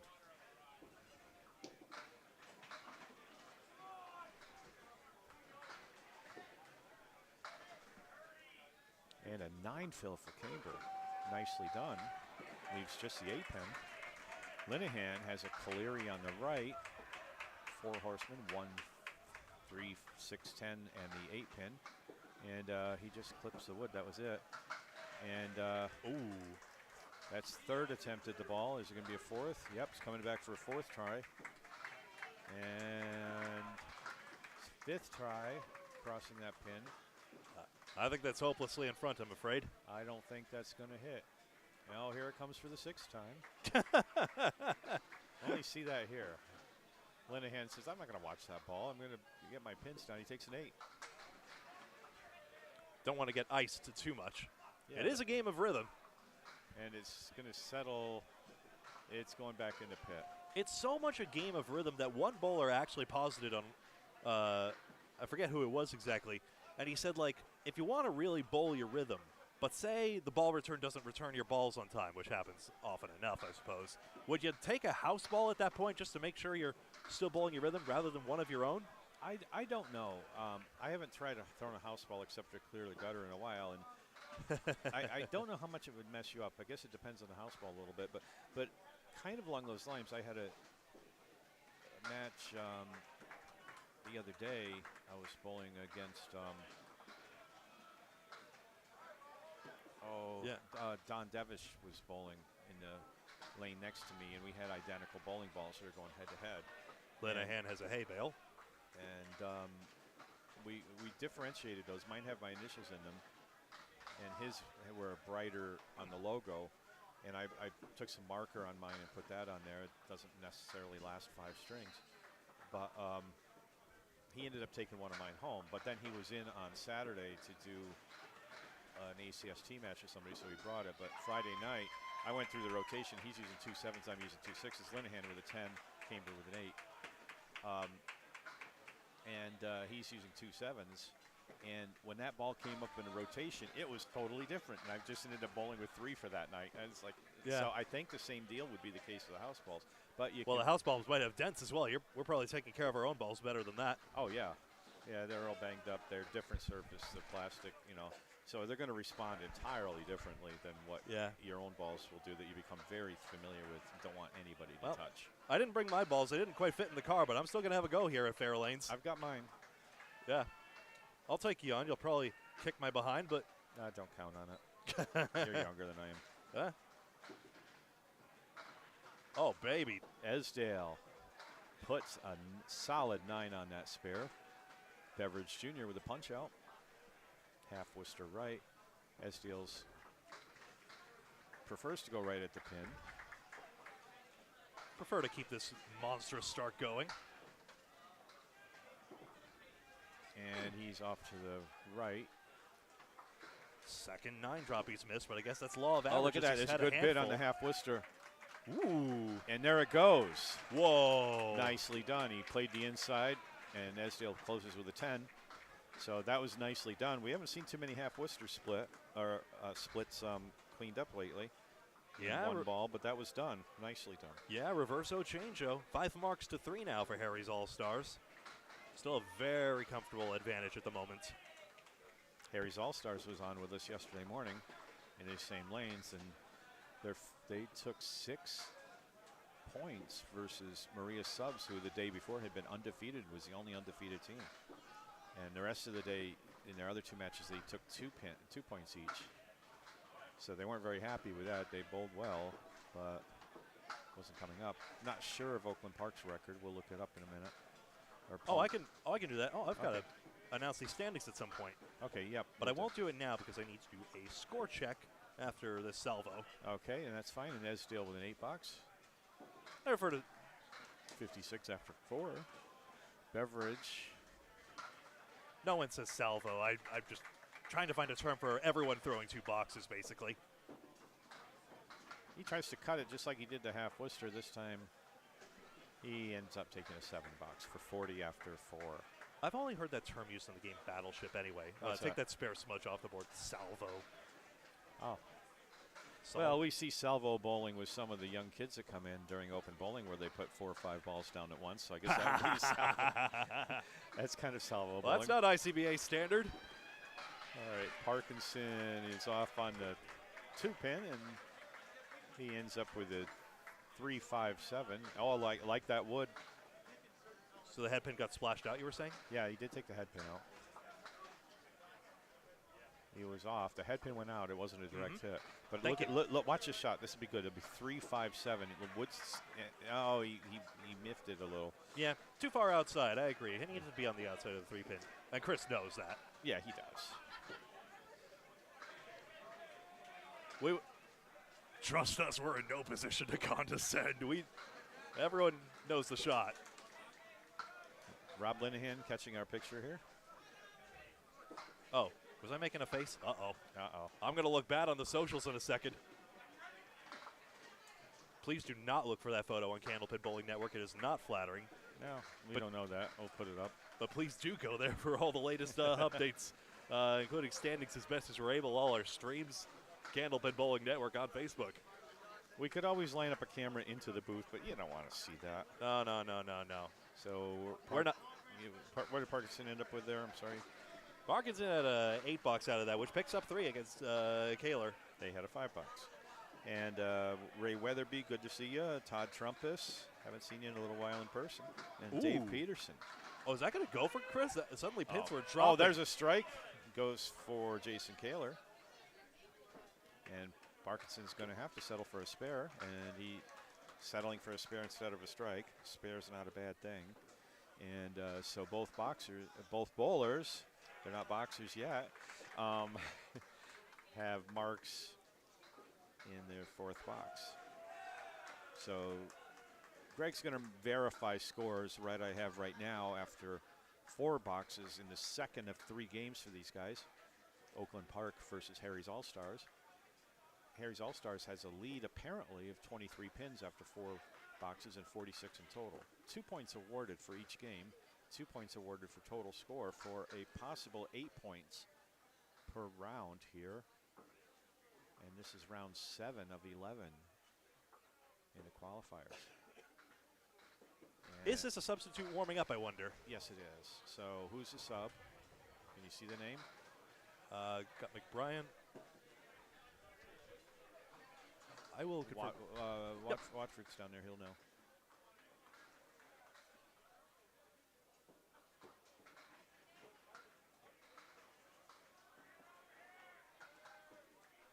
And Greg is checking on a sub. So when they bring a sub in, which can be done after the 4th box, then they get 6 balls to warm up on the lanes that they're working with. The substitute is Natty McBrien, awaiting confirmation of which position he will go in for. And is he coming in for Denault? Yep. He so, is. Okay. So the rule is you're allowed to throw 6 substitute balls, so none of those counted. That's just getting the cadence. Getting the, and I don't think I have a sheet on him here, do I? All scores are correct as you see them, though. All right, so right now, Are we going to see him immediately? Harry's he's going up against Jake and get the name correct, and I don't have a profile sheet on him. So he's a good bowler. Yep, it's now. That's what we know. And he bowls for Oakland Park. And his first ball was on the 6 pin. On the 4 pin, took out just the 4 and a 7. Jake Cook is on a mark, and he's getting some late action here. Nothing wrong with that. And I believe that is the 6-9, or the 3-9-10 left, so 7 fill for Cook. Second ball for McBrien. He's over on the 2 pin, picks up a couple more. Jake's got a spare leave here. Got to play it right, though. And he gets it. He was just to the right of that 3 pin. I was afraid that he was going to miss it, and he didn't. Spare for Jake Cook. Third straight split. I said it, Jake Cook was basically there, just not getting the bonuses last time, but boy, is he ever. Another chance to really build a string now. That could turn the ties. That is a 6 box he's against. And we have some cheerleading for Maddie McBrien in the comments on Facebook. And by that I mean strengthen the tides. And we like that a lot. Cheer these guys on. They're working hard, you know. Yeah, come on. Who are you rooting for? Let's hear it. Or whose story do you like so far? I wish I was an even better storyteller than I am right now, but if you were down there, the energy and the buzz down there is just palpable. While Paul was on, and I went through, and I know a lot of the bowlers, but we go through and keep an eye on what's going on in the games. I saw a nice double strike down there. I was waited to see if I had a report on a triple. Didn't happen. See, you know, what the temperature is, what's going on. Paul goes and talks to everybody, and you know, so it's exciting. There's just a lot going on. These guys still have a ton of energy in the 3rd day of this. Natty McBrien on his first ball drops 4. Jake Cook's on a fill, and he is on the 3 pin and takes out 5. He's got the 4 horsemen plus the 10 pin. He's left that outpost a couple times this string now.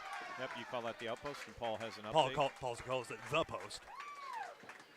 Paul is standing by with an update. We'll wait for that. Let me finish out this box. And McBrien, good bid on that, doesn't go. Cook looking at the 4 horsemen plus the 10 pin, and he just misses the head pin. And so far it's a 5-7-10, and this 7 goes out, so it's just a head pin and a 10. One more ball, and we'll get to Paul. And 8 for McBrien, and Cook also an 8, so Cook is at 76. McBrien at 47, and Paul Grant. All right, we have some updates. The other 11 matches going around. TBD Bowl-A-Rama Lucky Strike. Dave Barber 144, 145. Jimbo Ayotte 141 for Lucky Strike. They win by 115 pins in the first string, 615 to 500 over TBD Bowl-A-Rama. Other matches 2.64. Ties with Massachusetts team 581 apiece. Danny Martin for 2.64 to 138. Fenway Academy, Team USA. Team USA takes it by 30, 580 to 550, 30-pin lead after 1. Avon Valley Lanes, 573. Able Construction, favorite right now, 530. Drops it by 43. Bueno Duguay has a 144 for Avon Valley Lanes. Academy Lanes, defending champs, 640. Central Park Lanes, East Boston, Mass, 566. Danny Harris, 145. The Destroyer. Josh Daly, 141. Prosperity U, 595. Maria Subs, who we'll see next, 585. Maria Subs down 10. A-plus accounting gets drilled by Bayers Road Bowl-A-Rama, who we saw yesterday. Bayers Road, 655, 556, a 99-pin lead. Stephen Colbert with a 146 for Bayers Road. Other action, Bowling Ball Mafia drops to the Hatcheman, who we'll see next with Maria Sub. The Hatcheman, 618. Bowling Ball Mafia, 592, a 26-pin lead. Kai Hunt, 157 in the losing cause. Chris Winiaz, Tim Douglas, 134. Dave Chesterko, 133 for the Hatchemen. Kingswood Bulletproof, 600. We'll see them in the last match today over Spike's Chimney Services, 561, up 39. And the last one, New England Flooring, 613. Stars and Strikes, 551. Tim Hazard comes through with the 146 for New England Flooring. That's it, guys. Thank you. And Paul. thank you. And in the meantime, we just saw Matt Rich put up back-to-back marks. Oh, would you kindly? And Drop my coffee cup and it's empty this time. we saw a mark from Irvin.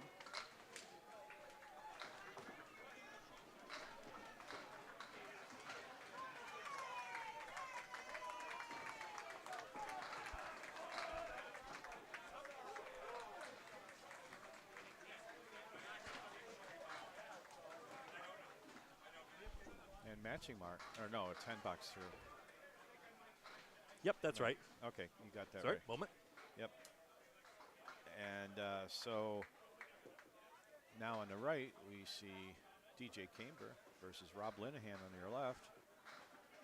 And Rob Linehan, a nice drop, drops 9. And Camber took out 5.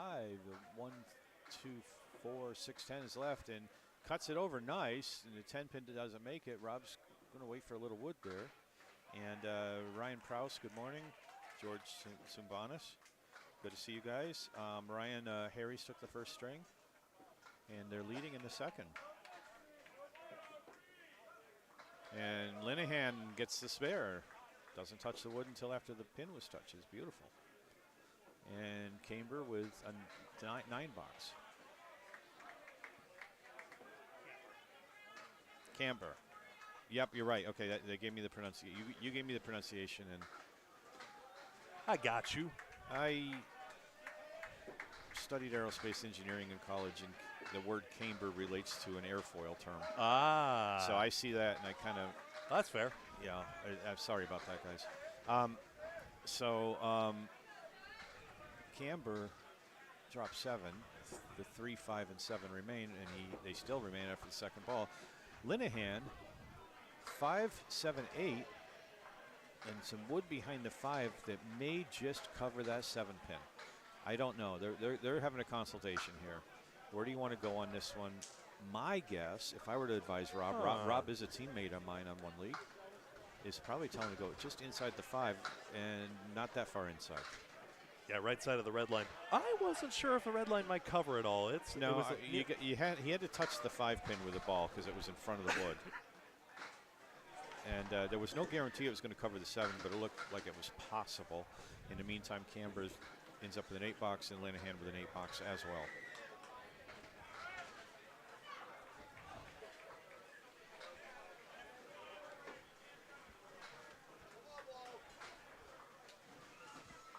All right.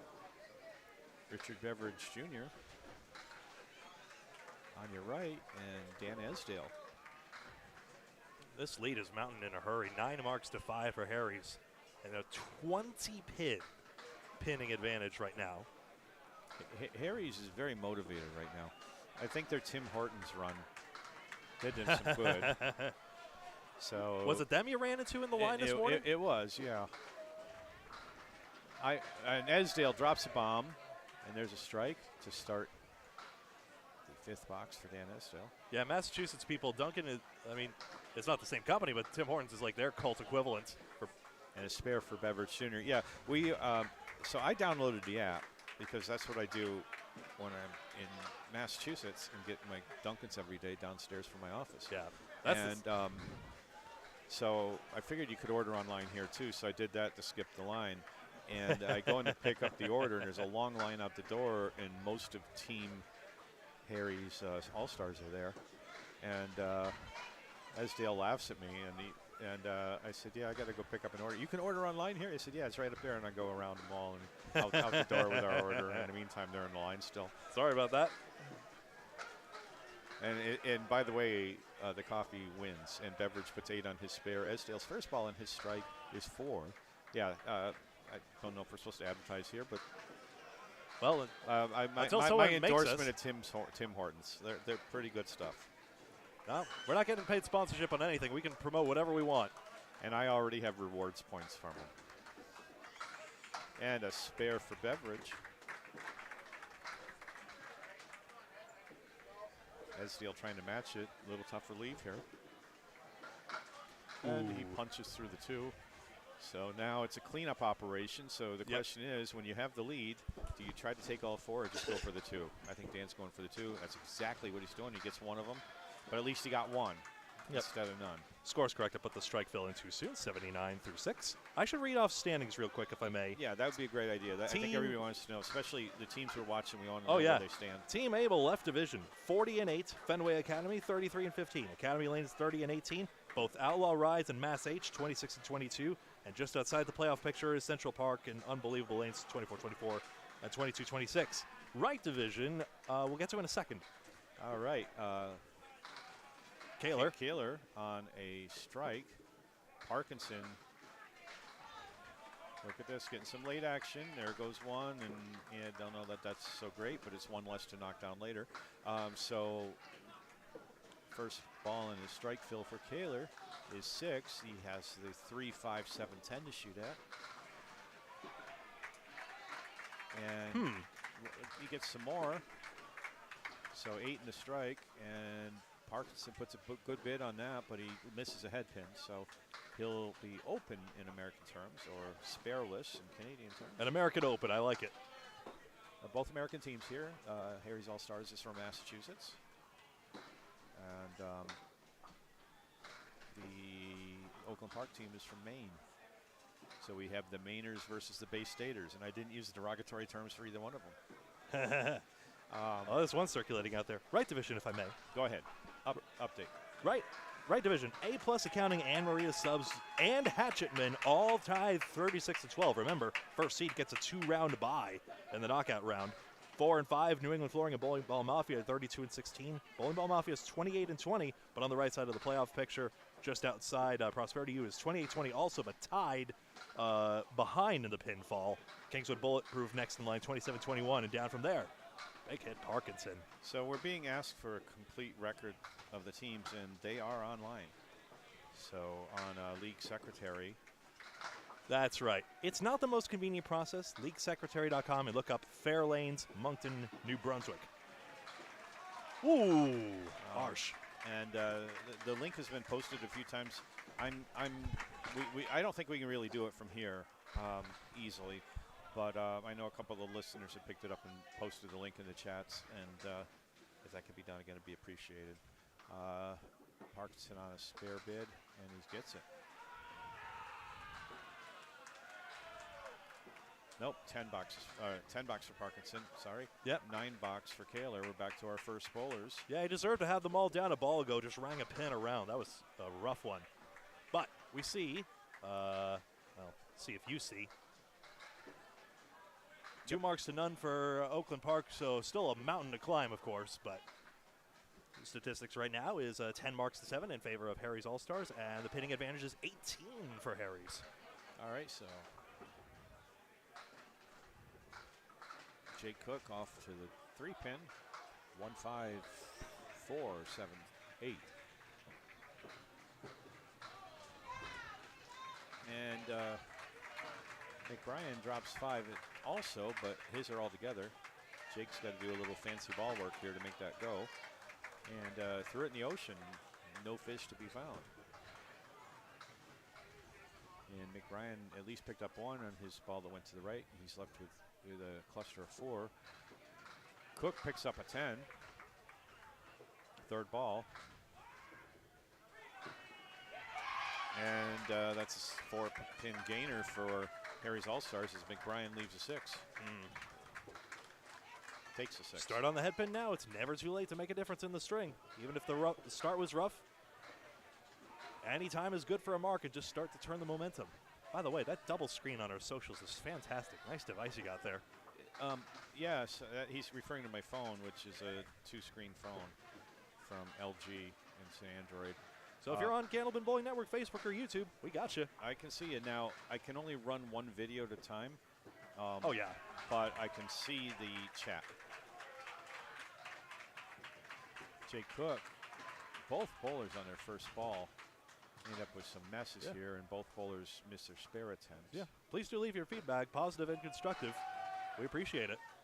And you guys help us out a lot too. We've had a few times when we couldn't identify bowlers and things like that we didn't know, and the folks on the chat came in and helped us out, make sure when these teams make substitutions, we don't always know it, and if they don't have their names visible to us on the shirt and we don't know the guys, these guys do. These guys do. These are all readable, and actually we know all of the guys on Harry's because they bowl out of the same lanes that I do. So. And two of them that have been or are teammates. Yeah. So Natty just picked up 4 pins in that exchange. Still a massive lead for Harry's. that's good. So the help that you guys out watching this give us is immense. So Matt Rich coming up in box 7. He's at 72 after 6. Irvin is on a spare at 58 plus a ball. And Matt Rich puts down 8, and the 4 7 are still there. Irvin trying for a good bid on that spare, and there's a strike. Strike on spare, so that's a 10-pin gainer. That's the momentum swing you need. Now Matt's looking at the 2 and a 7.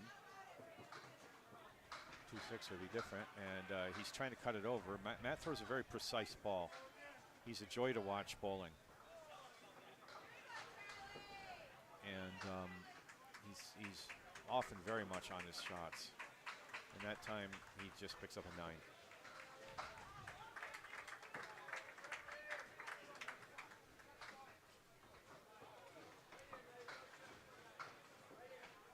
Second box of the, or going into the 8th box.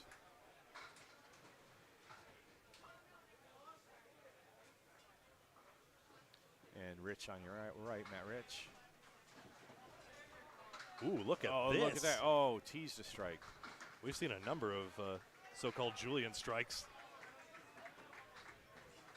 Coming in from the back door, the pins were falling forward, going up the ladder, but they left the head pin, but yeah, that's a better outcome than it could have been.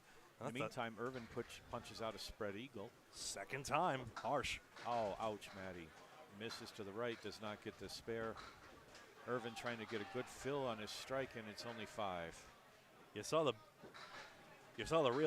really turn that ball over to try and get the pins to move. He knows a big thing was needed at that moment.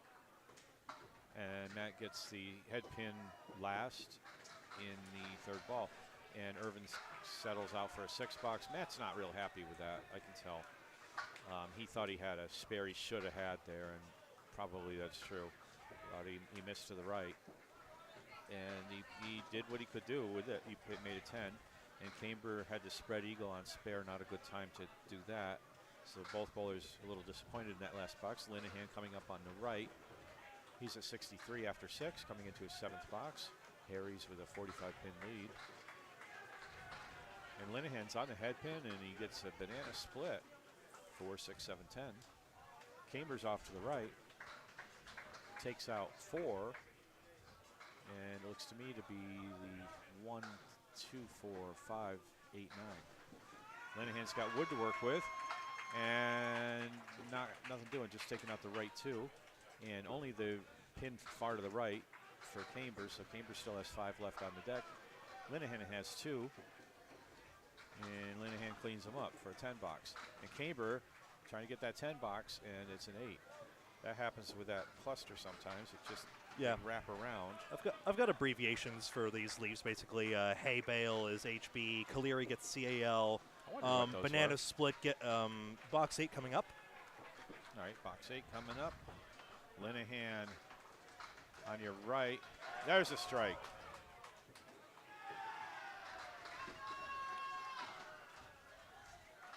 And on the 3 pin for Camber.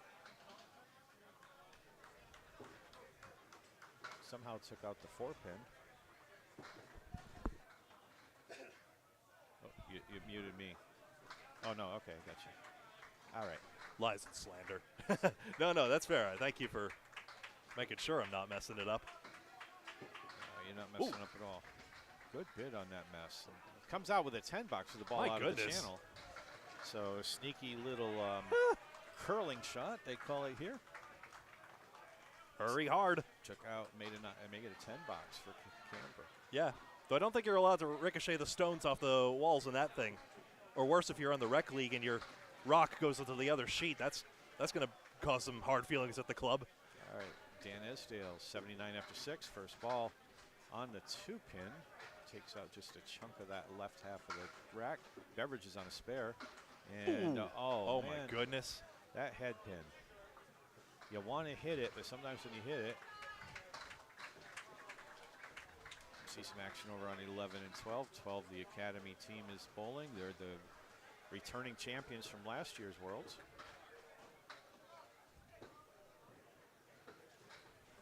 And a great group of guys they are.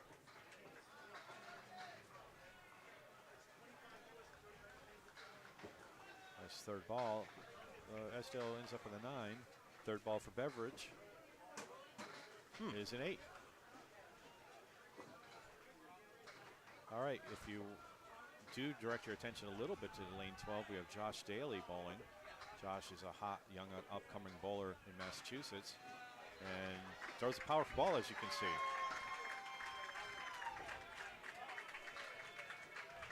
And I think that was a fill ball for him.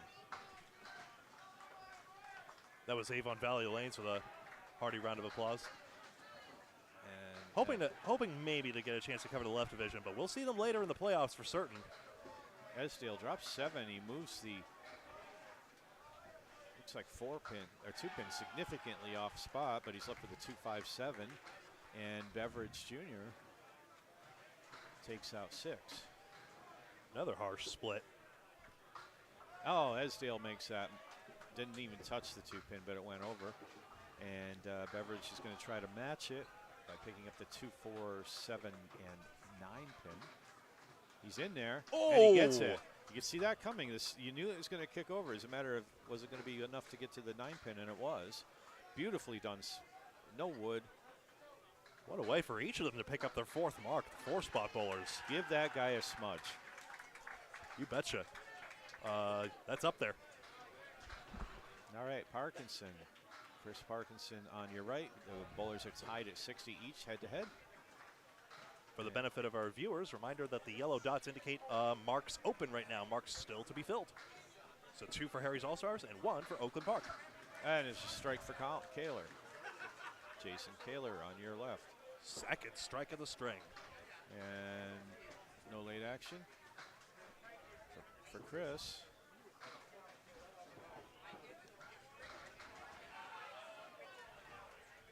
Jason Kaler from Camden, Maine.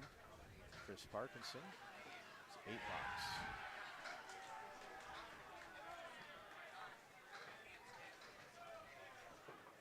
Chris Parkinson bowls out of Ryan's Family Amusements in Millis, as all of these guys do.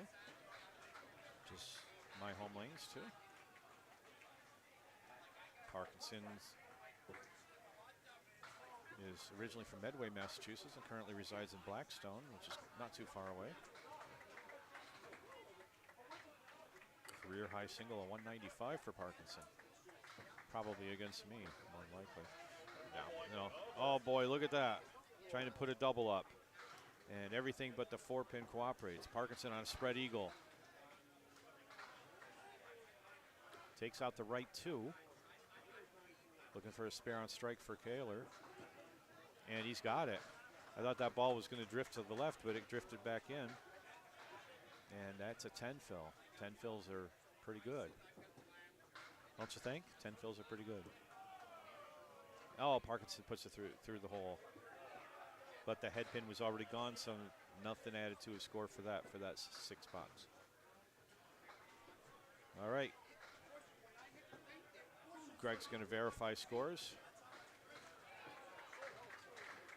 And haven't seen any comments in a little bit. Everybody's engrossed in this match. We have a good viewership going.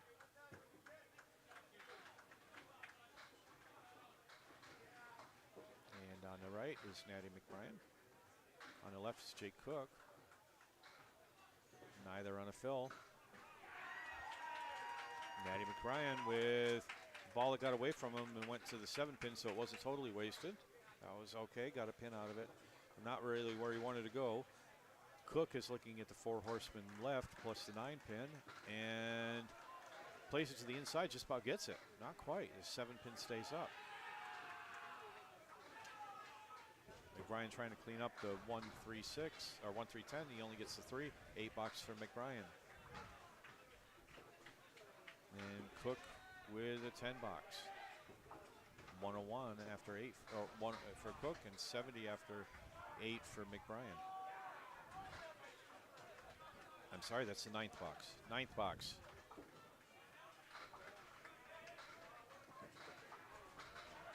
After this, Greg will update and verify scores for you guys. Scores are updated, correct as you see them. McBrien, a little off the head pin. Cook on the 2-pin as well. 6 go down for McBrien. He's got the 1-2, 8-9 with a couple of pieces of wood in the middle. I think if he had 1, it might be happier, but he's got to make it work. Leadoff bowler's losing the range, I'm afraid, with that first ball. Yeah, he was. He definitely came in wide. Cook just off the head pin on that and takes everything but the 1 and the 9.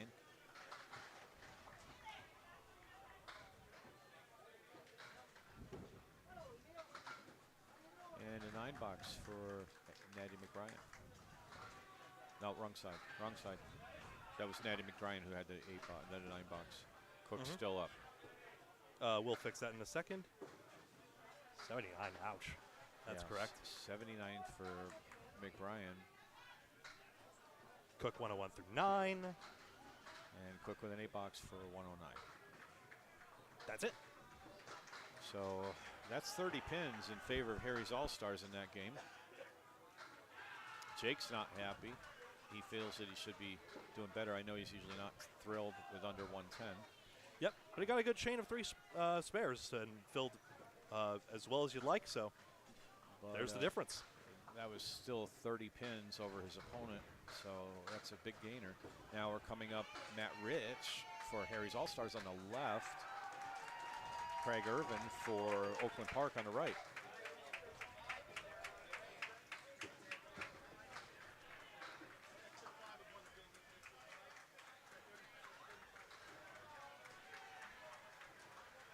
Okay, Irvin, first ball. Full on the head pin. Slightly to the right, he might have had a better result than the 4-7, 6-7-10 split.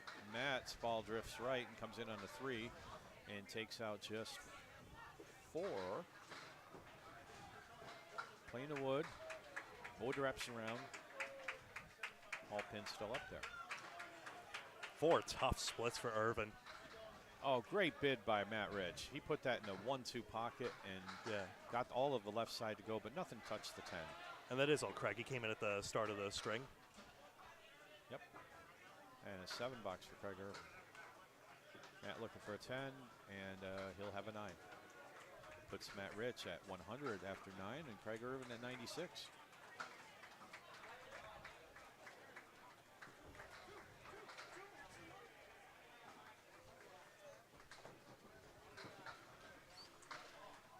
Okay, their last box in game 2 for our second bowlers. Irvin, nice ball, and he's got a wobbly 7-pin. Doesn't go. Matt Rich is also on the head pin. He gets a pretty good drop, but he's still left with the 5-9-7 and some wood pointing at him. And oh boy, I don't know what to do with that for sure.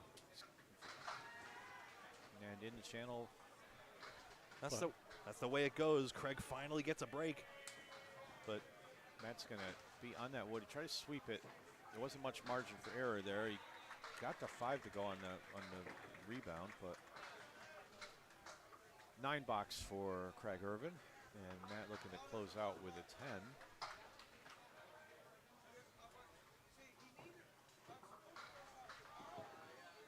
And that's a 9 box. So Matt Rich also 109, like his teammate Jake Cook, and Craig Irvin with a 105. And Harry's right now has a 31-pin lead in this string with 3 bowlers to go.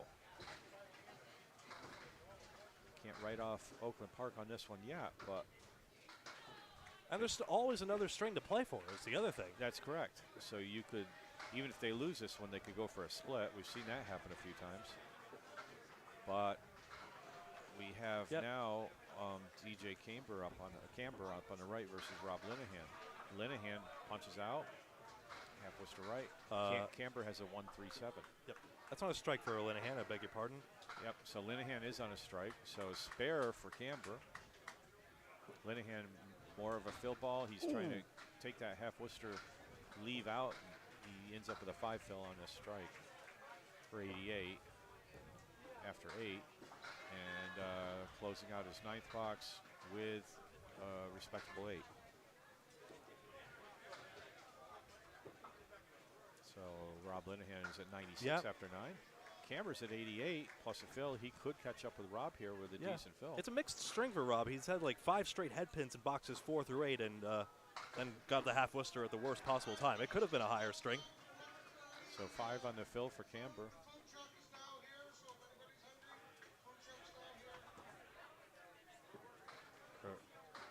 All right, Linehan with a punch out on the other side. Camber shooting at the Cleary. And nothing doing. He's on the 4-7. Frame rate, don't fail me now. And Linehan leaves the 1 and the 9 for his 10 attempt. Camber shooting at the 1-2-9, and he's got a 7 box, so 100 even for him. Linehan picks him up for 106. 106 to 100. Another 6 pins gained by Harry's All-Stars. They're up 32 pins, 2 bowlers left to go in this game. And we're going to see Rich Beveridge Jr. on the right and Dan Esdale on the left, both on spares. Esdale with an 8-pin advantage at 98 to 90 versus, or plus a fill for both of them. Yep. Beveridge first. Dan Esdale, the lopsided MVP in this match so far. Dan Esdale, the 2023 Atlantic Candlepin Singles Tour B division champion. And Beveridge Jr. puts 6 on that. And oh boy, Dan let that ball get away from him. And he dropped the ball, ends up with a 1 fill in the 99. He's still ahead. Me and my big mouth. Beveridge tries to spare that and does not get the spare. Dan needs to throw a strike ball if he wants to spare here. Had 2 already in the match. And Jason Kaler also does. Richard Beveridge, interestingly enough, is he's a Mainer currently from Cushing, Maine, but originally from Woburn, Massachusetts, in our neck of the woods. He's won 10 state team, or he's won state teams championships in Maine and Massachusetts. Had a 441 triple in league one night, not leaving 1 pin standing. Had 3 perfect games. Never see that. That was in a league event. So Beveridge Jr. has a 1-pin advantage over Dan Esdale right now, 104 to 103 in favor of Beveridge. Yeah, that entire sequence swung 9 pins in Oakland Park's favor. They need more than that, but that helps. That's very interesting. 1 fill 4 box over Esdale. Yeah, look at that. The 8-pin is leaning over. Esdale off to the right again, but not so far, and takes out everything but the Cleary left. I don't know if there's an 8-pin back there. Look, no, there's no 8-pin, so it is a legitimate 5. Beveridge Jr. shooting at 4 pins, and he can't get that 8-pin to go. Wow. That was about how you have to shoot that. Esdale just gets the 9-pin, and very frustrated. Let's get on that head pin now. Dan's a very animated bowler. And I see Ed Woodside has been watching for a bit. I had acknowledged you before. I'm sorry, Ed. And Brittany Underwood. I'm not sure if everyone knows Facebook snitches on you when you stream, and we're connected with you on Facebook. Well, I like saying hi, you know? Yeah. Hopefully I'm not one of those guys that when I say hi to you go, oh no, I got to duck from this guy. I might be. You're like my cat Peach. Oh no, please. That's fine. That's a 10 box for Beveridge for 114, and Esdale ends up with a 9 box for a 112. So, Oakland Park takes back Yeah. a couple of pins, Good save there. but somehow they got to find 23 in 2 boxes if they want to win this string. So absent doubles or triples here, I don't know that that's going to happen. Improbable. Although, if Kaler fills big, how about a strike on spare? That would make it interesting. 9 drop also. Well, Kaler's on a spare, so right now some of that 22 pin lead is going to disappear for Harris. Yeah. Oakland On Park this is ball. And yep, that's not good. That's only 2 pins. And Parkinson drops 8. So another inopportune cliched leave, like a half Worcester or a spread eagle for these guys. And that makes it worse. And Parkinson picks up the spare, and I think that does it. It would have done it even if Kaler had found a way to put that big fill on for what it's worth. Yeah, tough to go full Worcester and then go into the curtain like that. So to speak, full Worcester, our term for that. 3-9, then the 2-8 punch out. So Kaler with 97 after 9. Parkinson with 84 and a spare fill to go. Can't catch up on the spare fill. Yeah. You can do some more damage. And American bias, I know, but we're proud to acknowledge the Worcester roots of the game, even if there are no centers left in Worcester. well, it's what we've been brought up in the game to say, so there may be some different terms, and I'd love to hear them. Oh, yeah. I really would. Oh, yeah. Parkinson puts 9 on that fill. That's a big dent. Now, Kaler dropped 9. He has a 3-pin with wood behind it. I think you got to go right at it. Anything else is just luck. And he's slightly to the left, and he gets it. And Parkinson misses his. So Kaler will defeat Parkinson in terms of head-to-head bowling here. That doesn't really matter. But Harry's obviously has another win, and whoa. Parkinson got a spare on that. no, third ball. Third ball now. Kaler had a spare. Sorry. So Kaler take has that another ball. That was very strange, folks. We had a 6 fill for Kaler on the spare. Checking up here. 511 to 538 is confirmed, and these scores are up now. I'm so sorry, but sometimes that happens. 1,058 to 1,008, 50 pins. And for match points, Paul, just a moment, please. I need to reset for the 3rd string. And then I see the substitutions coming in, so. Yep, substitute warming up. I can take over if you need to hop off. Just a minute now. Okay. Just make me out.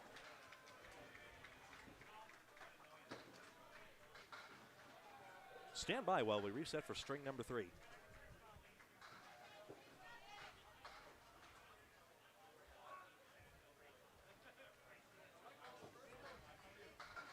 This is substitute warm-ups right now. Substitutes are permitted 6 consecutive balls without hitting the button. Because there are no practice lanes available, 36 lanes here at Fairlanes, Moncton, New Brunswick, but the remaining dozen lanes atop the 24 we're using for the international championships.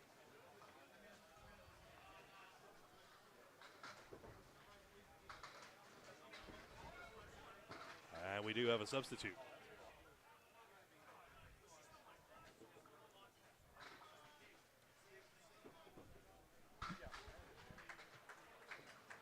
Awaiting information.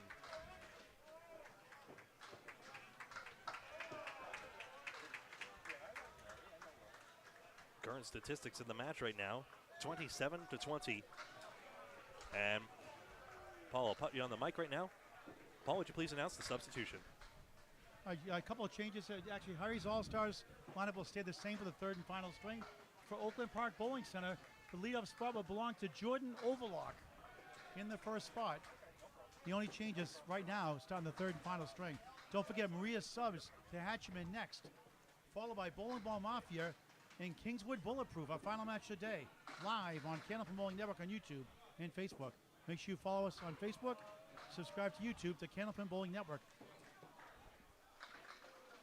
Would you mind holding on to that mic for just one moment, Paul? Don't hold on. Don't go too quick, please. I'll keep it chained up for just a little bit longer, and then I'll take that off your hands. And we'll get set here. Jordan Overlock starts with an 8 box against Jay Cook's 9. Oakland Park looking to get the leadoff spot going.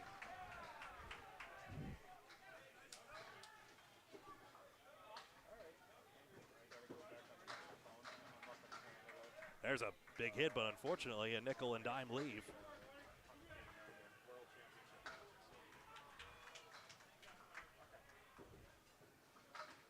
Cook trying to come back, 9-pin. He would have taken out the Caleri if it was that.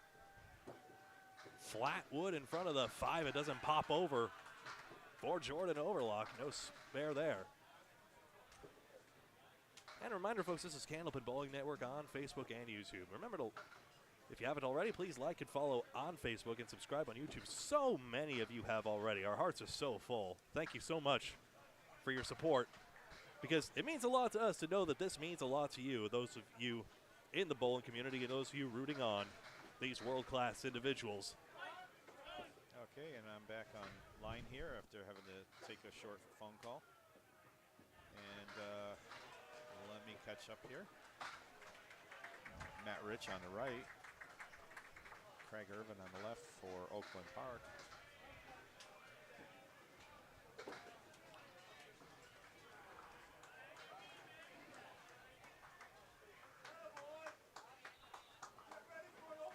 Start my live feed.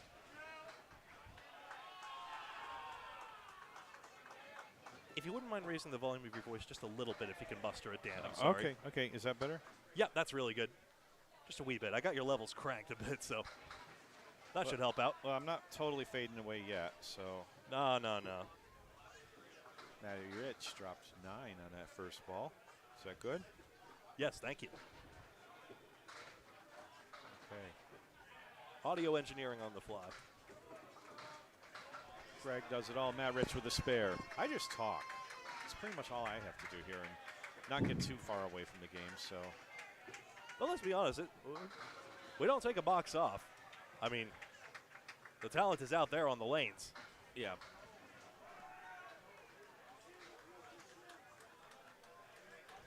Nine box, Craig Irvin. Okay, coming into box 2, game 3. So far, Harry's All-Stars is 4 and zip versus Oakland Park. In terms of points, 2 points for each game, 2 points for total. 8 points possible. Harry's yesterday with a 6-2 and 2 in their 3 matches, looking to come back.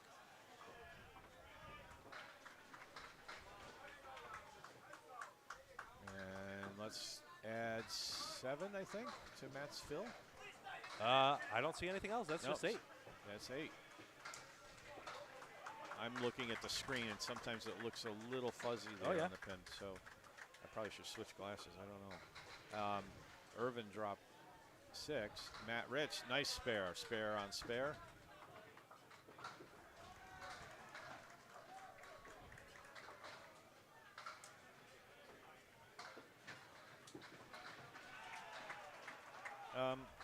Ross Stamen, I'm not sure if Stars and Strikes is going to show up on our feed today. We do not give considerations during this round to standings for who we show, just who's on lane 13 and 14. For the time being. I think we'll be able to flex later, but that's not fully up to me. We'll come to a group consensus later on. If I have a way to check without taking my eye off the ball here, and I have, because Rob Linehan and DJ Amber should be on here, I might be able to have that in just a moment. Okay, and Linehan drops 7, as does Camber. Linehan known as the Roadrunner in Massachusetts because nobody can count how many steps Rob Linehan takes. Here he goes.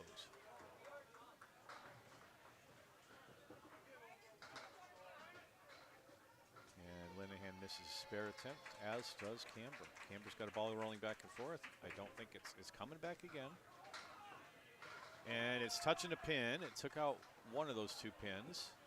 So Camber now with 9 down, and we got they're sending Jake Cook down to remove the ball. That gives me time to possibly check here. Let's see, Stars and, it's written Stars and Stripes on this one. That's interesting. Stars and Strikes. 7 through 9 is today. I actually don't see them on. I don't think they're going to be visible. I think Dan predicted correctly. I don't see them today, but on the final day, Friday, the early 2 matches in the round robin, I think they will be on 13-14 and 15-16 on those 2 remaining matches. Left division gets the left side of the house, lanes 1 through 12. Right division gets the right side of the house, 13 through 24. Yeah, $10 for DJ Camber. Putting that on the board. And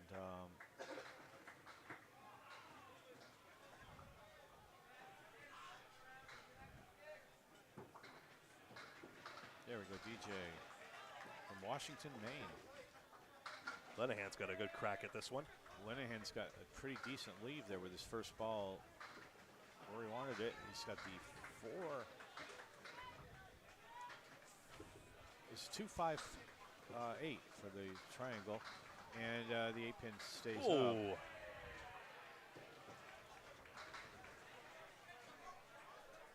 Feathered it, I suppose.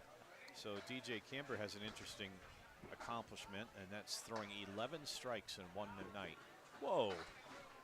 The question that he didn't put down was how many games was that? Linehan, $10. There's some impressive. I wouldn't put either past him. And $7. $7 for Camber. I'm just teasing him a little bit there because it's a difference if it's 3 games or 10. It's still a good accomplishment. That's true. Either way, if it's 10 and you got 1+ for every string, that's pretty good. If it was 3 and you threw 11 strikes, that's amazing. Yeah, Mainers love their 10 stringers. Dan Esdale, lane 14 on your right. From Harry's All-Stars, and he starts out with a nice head pin hit. Oh, and man. Little tiny bit full. He had an opportunity to punch out, but he didn't. He got a 2, or just the 2-pin. Really, 3-pin? Thank you. Beveridge threw a pretty powerful ball there, and the 4 and 7 are still there to shoot at. Esdale picks up the mark in his first box.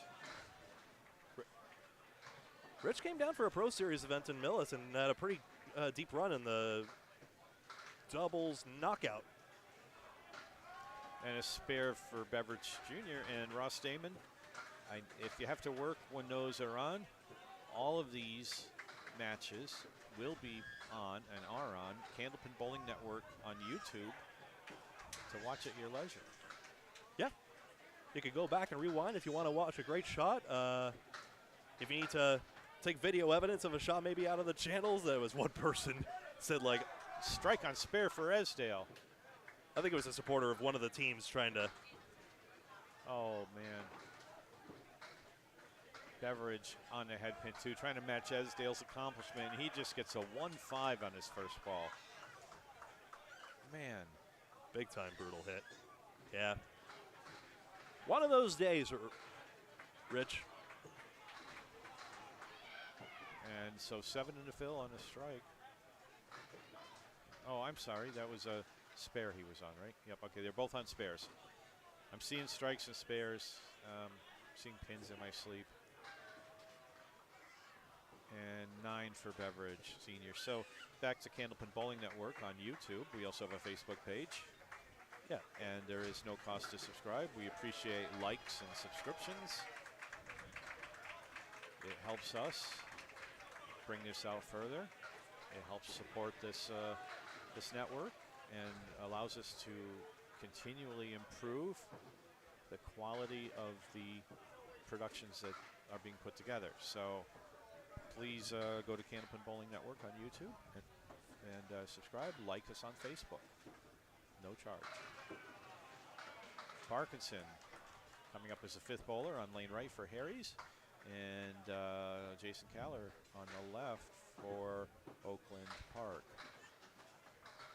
And interestingly, Parkinson was on the head pin, gets a split, and Kaler was off the head pin and leaves a 1-pin leave, just the head pin. Kaler's had a good working ball all match long. If he can get on that head pin, he's got himself a mark, and there it is.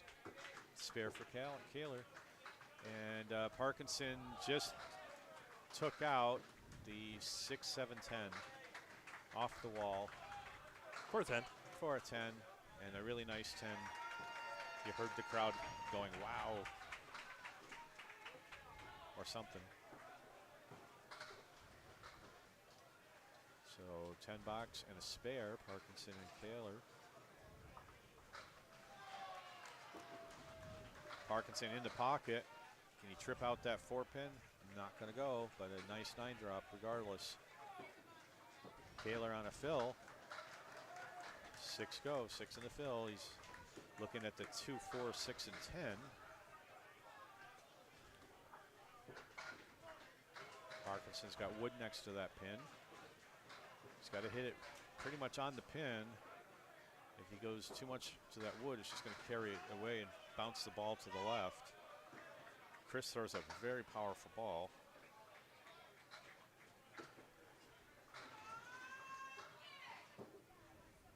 There you go. Hit it as predicted below the red line.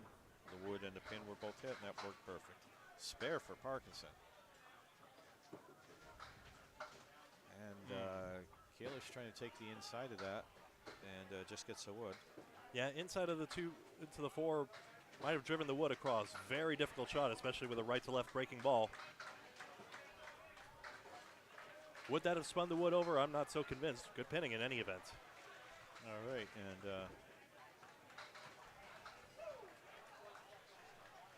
some discussion about Lucky Strike on the YouTube channel. Nothing bad, just a conversation. And those are good, that's what we like to see.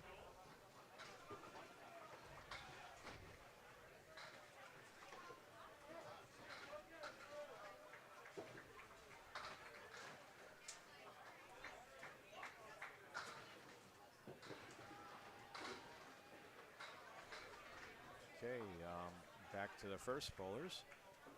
Overlock, Jordan Overlock on your right. Bowling for Oakland Park. Jake Cook on your left. Overlock on his first ball. Dropped 8. And they just picked 1. Cook obviously was on the 6-pin. And he's got to get that in the 1-2 pocket to take that. That's where he's going. And he's in the pocket. And the 3 and the 7 decide to stay up.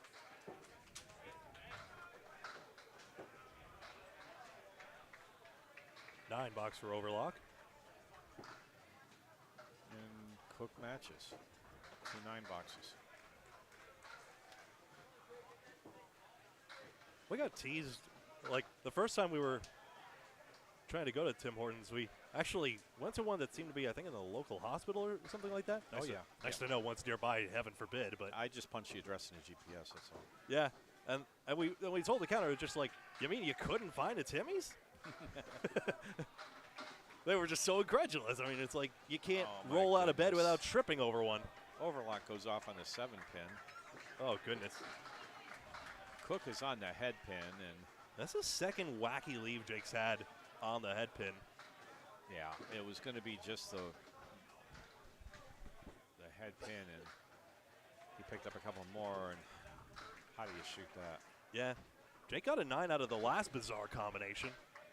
Overlock with an 8 box.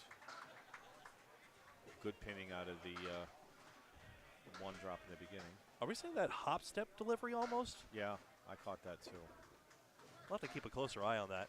That might have been what we were seeing earlier as well, although that might have been from another bowler. 8 boxes for both bowlers. So Cook's at 36, Overlock at 34 after 4. There's some baseball pitchers who go that way. You're allowed to drag your foot down the mound, apparently. Although that can't be good on the ankle. No. Probably not what they're taught. Remember your training. Matt Rich on the left is on a spare. Craig Irvin on your right. He's at 18. Matt Rich at 28 plus a ball. Ooh. I don't know if Paul saw that or not, but that's a lemon drop. Uh-oh. Matt Rich puts 7 on his fill. That's a... Irvin comes back where he wanted to be in the first place. Rich got 7 on the spare. Yep. And so he dropped a bunch more. So Matt looking to make a really nice... Ooh. Oh, he makes I see him make shots like that a lot, but he wasn't too far Yeah. off of that one. I think the pin rode up on the turntable that's scooping all the pins away. I wonder if one day a pin's going to like roll back off that and possibly drop in. Not this time. 9 boxes for both bowlers. So, Cambridge Mass does not have lanes now. I don't remember the name of Cambridge lanes. Somebody will probably tell me. Lanes and games?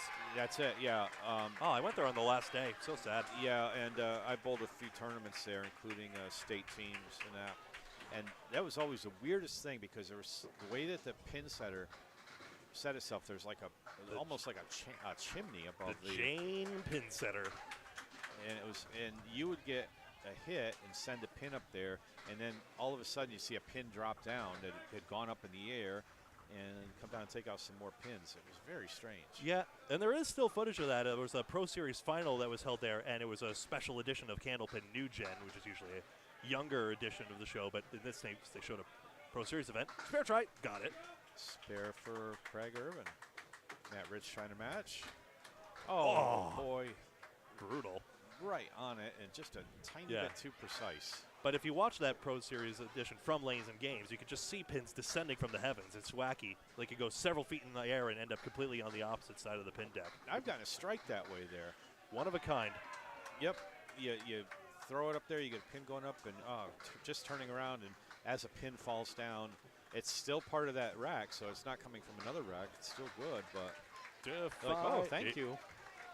Defying gravity.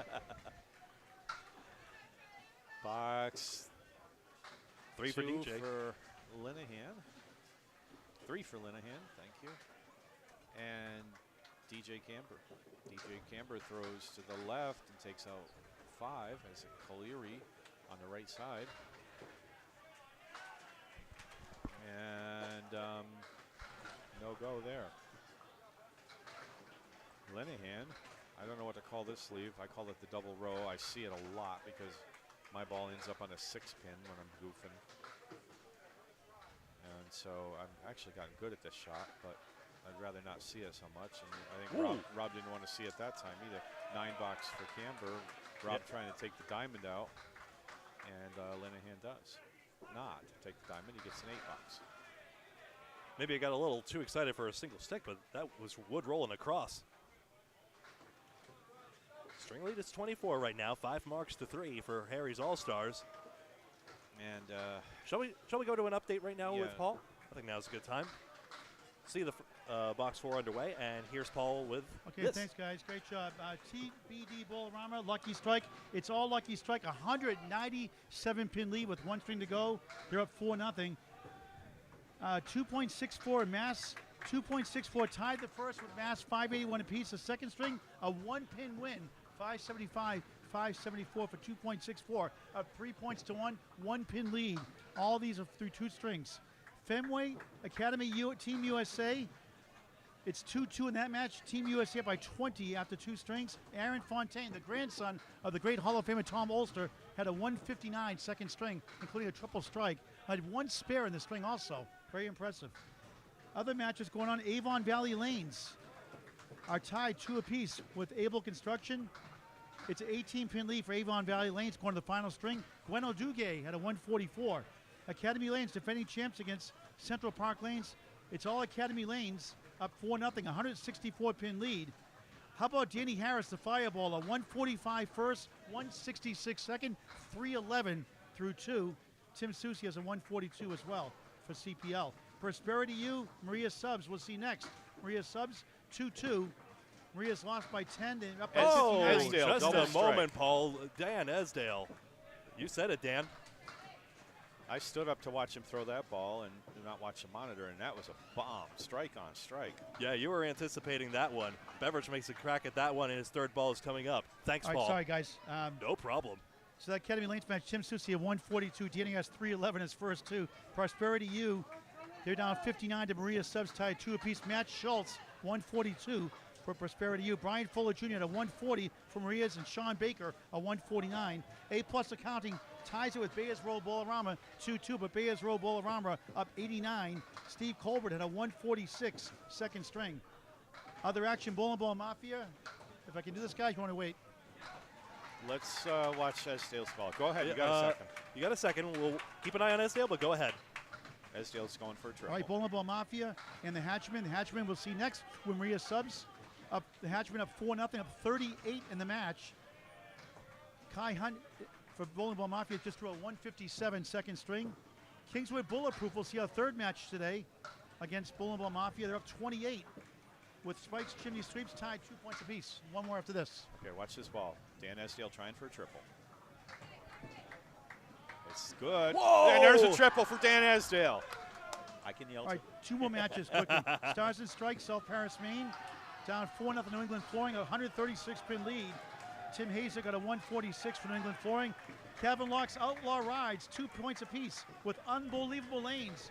Up 45 pins, Outlaw Rides, 1 string to go. Andy Babineau, 140 for Calvin Locke's Outlaw Rides. Back to you guys. Thanks so much. 1 second, Paul. I'll take that in from you in a moment. There we go. Extraordinary. We promise you, this is Dan's first Worlds. We got a Massachusetts, regional bias. That's where we're from, but can't not be proud of him. We are here to cover all the teams. And for us, it's special when we see one of our home guys do something just like it is for everyone else. Yeah. We root for all the bowlers and root against all the pins. Parkinson, well, on the Kaler drops 9. Parkinson takes out 5 for his spare fill.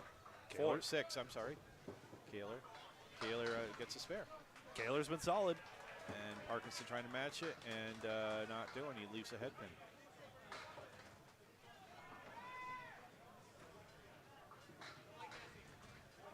pin. Paul's going right down to interview Dan of sorts. Well, he's not done. He could have a 4-bagger, Of course. We're going to be watching for that. Parkinson with a 9-box. Note that smudge under Harry's goes green when it's a double strike to indicate it's basically 2 marks. So, in effect, the marks open on each side is same. And this is kudos to Greg on this because he built this system largely, I believe, right? Mad scientist invention. And I couldn't do that. I know it takes a lot. Yeah. Micah Imperato, if you're out there, I'll take some visual basic lessons, but I can do pretty much everything else. So, if I hope the fans appreciate the scoring system and all the efforts by Greg keeping this all together for us. And on the mic a lot. He's doing it all. And he's covering every string. Paul and I are alternating to save voices.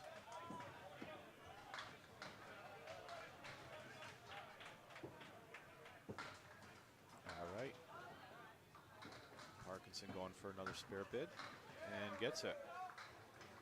So matching spares for our 2 bowlers down there, Kaler and Parkinson.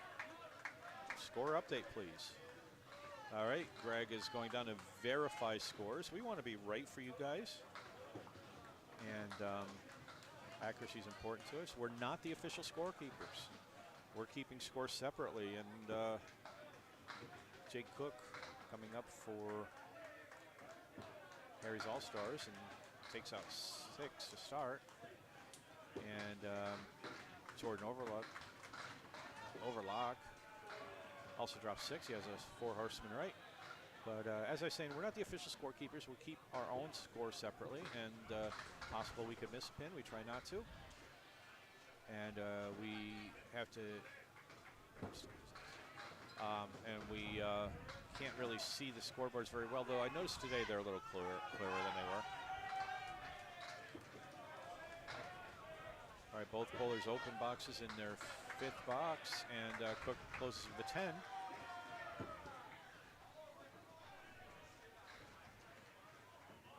And a 9-box for Overlock.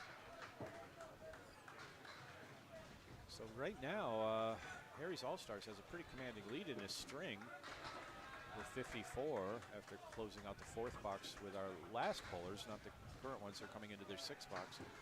And 104 in total. Harry's is looking to take 8 here. All scores confirmed as seen on screen. Thank you, Greg. And any bowlers that are watching, especially on lanes 13 and 14, sometimes we need to stop down and take a look at your score on the desk. So pardon our intrusion, but that could happen from time to time. Thanks for letting me invade your space.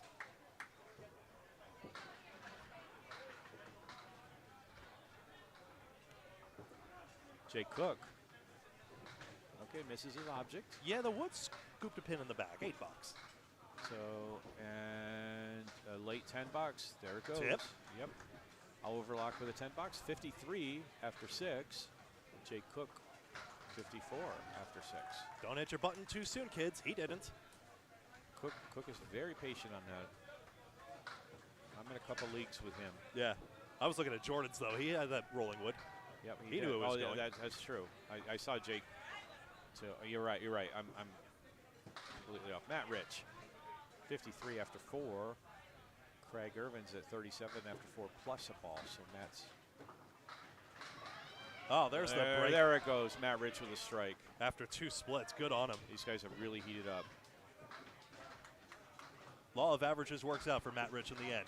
Look at that wood go. Irvin puts a nice healthy 8 on that, and I kind of like his leave, although I don't generally like the 1-9. Hit that head pin. I think he got a spare here. Yeah, that pin's still coming back. Obviously, it might come all the way back. I've seen that happen before. Yeah. If a bowling center would let you, and the deadwood line is there for a reason to protect the equipment, but I'd be interested to see if you know, play that skittle very gently. Oh yeah, you'd have to be gentle because Steve Reno at Millis has reminded me, and you hit it out there, you could bump up and damage the cameras. Now they don't have cameras on these lanes. This is all manual scoring, but you can still get up there and mess some equipment up if you're not careful. Get into somebody else's lanes. I think a pin deck light would be the most likely thing. Reminds me of a video out of Riverwalk Lanes. I think Bowler Forever's channel. He had a try at that. He's going to hit the head pin, and what did I tell you? Head pin took a spare. Nothing wrong with that. Spare for Irvin, strike for Matt Rich. This team on our right that we know so well is Harry's All-Stars, and they're named Harry for Harry Reno, who is not with us anymore, and Steve Reno, Harry's son, Steve Reno Sr., Steve Reno Jr. is also bowling, has been on this team and is watching from Millis, his teammates. Both Steve Sr. and his father Harry were recently inducted into the Candlepin Hall of Fame. And, you know, so it's a very meaningful team name. So 5 and a first ball for Matt Rich, 4 in the fill for Irvin. And that's Craig Irvin. Matt Rich, a little disappointed in that. He just punches the head pin through. 6 fill for his strike. Big old 69 half, though. And again, Harry's all the way. Checking levels. That should be better. And, yep, that's good. 8 box for Matt Rich. And looking at the 1-5-9 and the 1 and 9 go. Just like his last spare for Craig Irvin, but there was a 5 pin there and it wasn't a spare, so he ends up with a 9 box. So 9s are good, but not enough to catch up right now. That was a gainer for Harry's. All right, on the right, Rob Linehan, the Roadrunner from Massachusetts. Bowling against DJ Camber. I don't know if we have an updated sheet on Rob Linehan. We do not. He told me earlier that Paul was looking for one. He thought he had one up here, but I don't see it. So I don't have stats on Rob. I just know he's a good bowler, but so is everybody here. Yeah, he's all right. Good guy. Very pleased he drafted me for his team for the once-a-month league. And regardless, does not have a mark that time. And there's a mark for DJ Camber. Nice skill play with the wood. It was very vertical wood, so had to get the pin going one way or in the ball the other. Not easy to put it in the right spot. And the Roadrunner picks up a 10 box. I know they're going to watch it when they're back at their room. So, yeah, I watched some of it back. Sometimes there's broadcasts I don't watch back, but How about that singles coverage yesterday? The knockout round especially. There were some dramatics. That's worth, if nothing else, the finals. That is worth a rewatch, although I think it all is worth. Note to self, I need to timestamp it so that, because there was a lot of dead space between rounds. Not that I think that was a bad idea, but we'll need to mark that up. Oh, Linehan now. Camber put 7 in his spare, and he just picks out 1. Linehan gave it a good run on that. He was throwing at a split.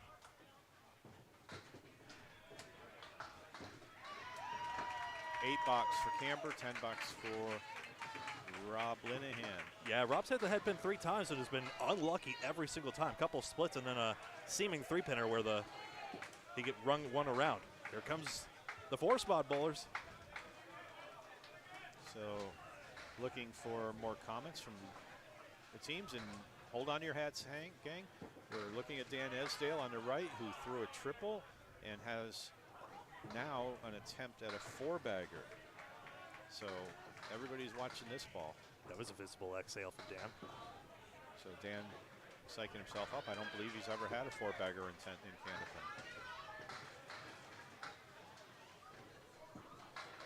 Oh my!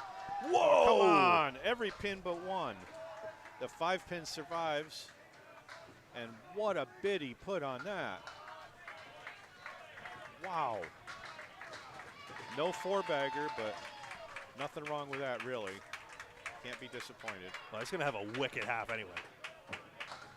Oh, he's off the wood. And there's a spare. Spare on triple.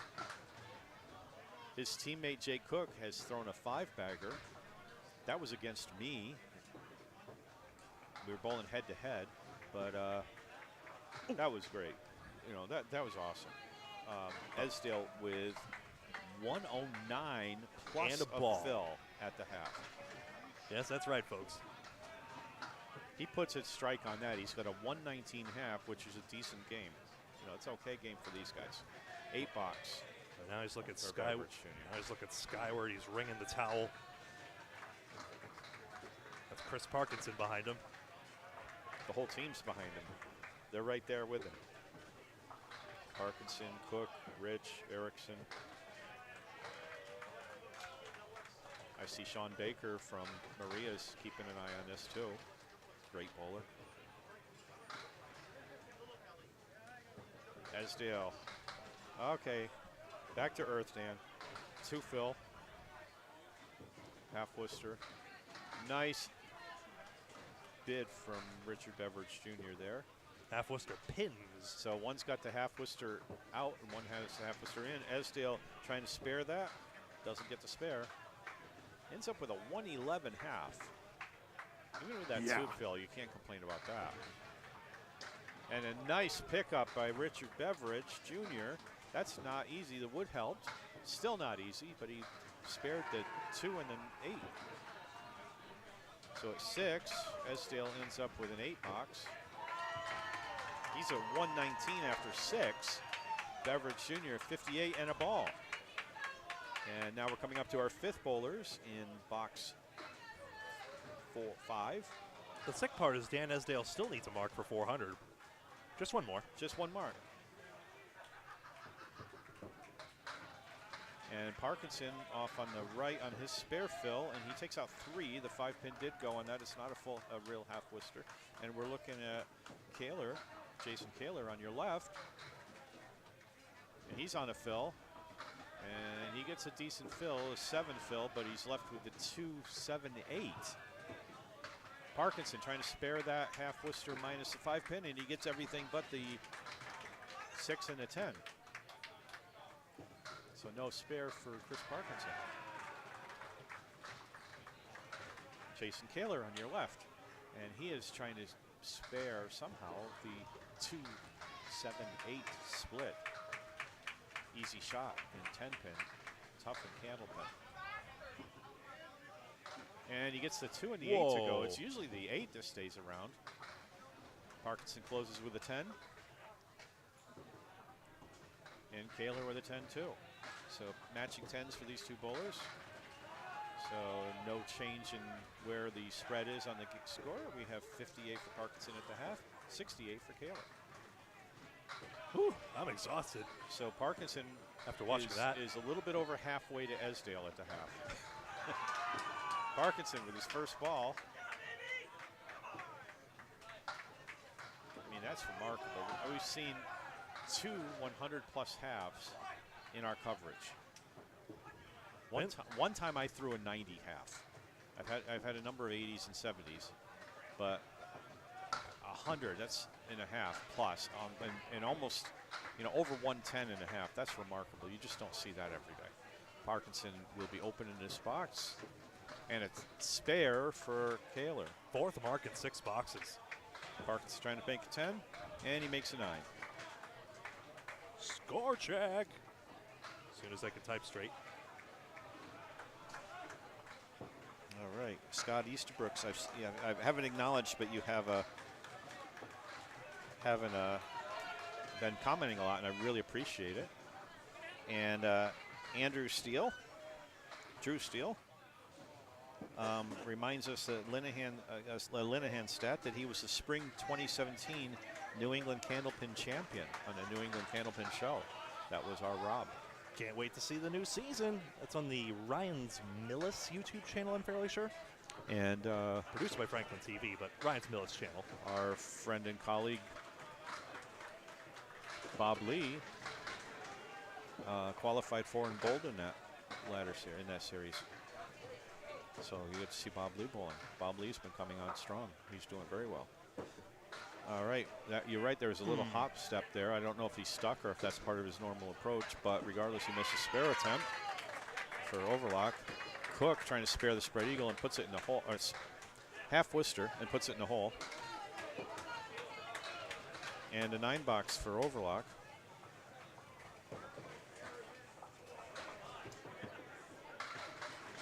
Cook ends up with an 8 box.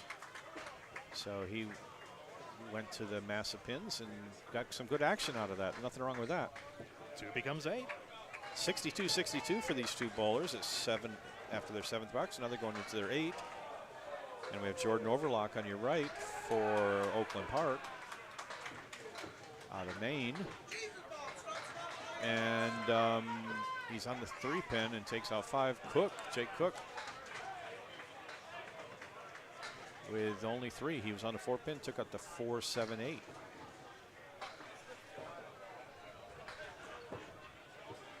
And what a nice spare that was for Jordan Overlock. 4 horsemen left plus the 10 pin, and Cook put a good bid on that one, but the triangle to the right stayed up. So Cook's got the 6, 9, 10 to shoot at. And gets the 10. I think was that good, or was that in the channel? It looks good to me. I'm gonna take a peek up. And to my eyes, it was borderline, but I was looking directly. Fair ball.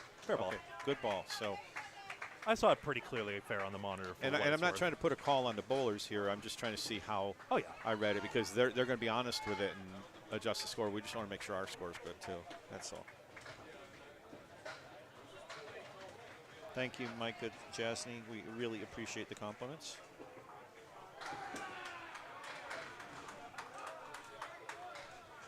Hi, Micah. A different Mike. We have a friend named Micah too, Micah Imperato. All right, on your right is Craig Irvin. Yeah, that's the. He's bowling against Matt Rich right now, so we want to update the scoreboard. Yes, we do. 3, you And, said? so Irvin versus Rich. Yes, excuse me. Make sure I don't miss anything here. Thank you. Okay. Irvin trying to spare the 4 horsemen plus the 8 pin, and he gets the 8, and there was a 5 pin back there. Matt Rich misses his spare attempt on 2. I see Justin Waters bowling on lane 12.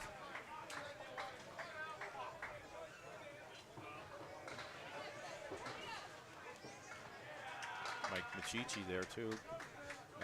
Matt Rich with a 10. Justin Waters going for a spare attempt on that. Takes it out of the channel. Nothing doing for Justin.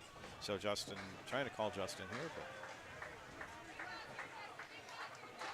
Craig Irvin on the right, 76 after 7.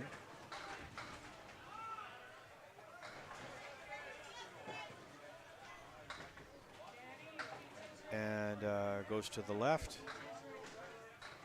Matt Rich with a Cleary left.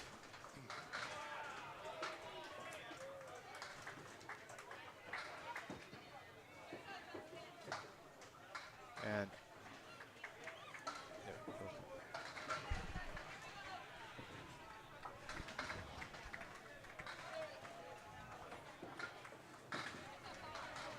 All right.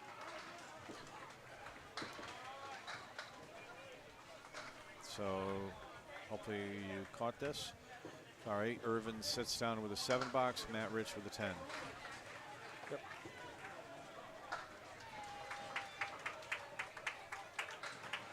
You're doing a little administrative work back here for a second. Next bowler is Rob Linehan on your left. After this, I don't mind telling the folks too, I'm going to need some poutine, I'm going to need some water, and a pit stop, and then I'll be good to go for next one. DJ Camber on your right. Another match coming up soon following this one. All right, an 8 drop for Rich Camber. And Linehan on the 2-pin.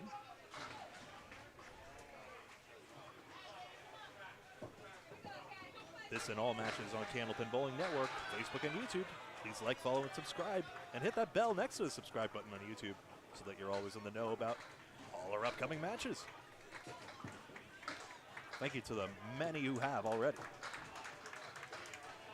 Okay, Linehan, this is his second ball, correct? Sure is. And hits a few, still has 5 up.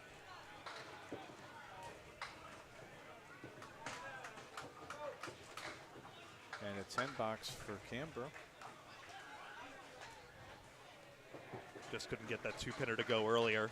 And a 6 box for Rob Linehan.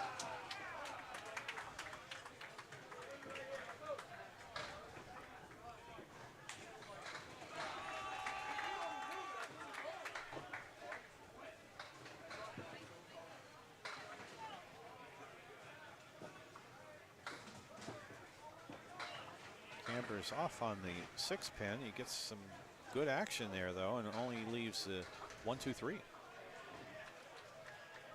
Triangle number 1. Middle front triangle, or front middle, or 1, 2, 3, whatever you want to call it. It's 3 pins. Super Central. That sounds like a lame grocery store chain. A nice bid for a strike there for Linehan. Good ball. Left's a 6 and a 10. Not like Sobeys. There's a good grocery store.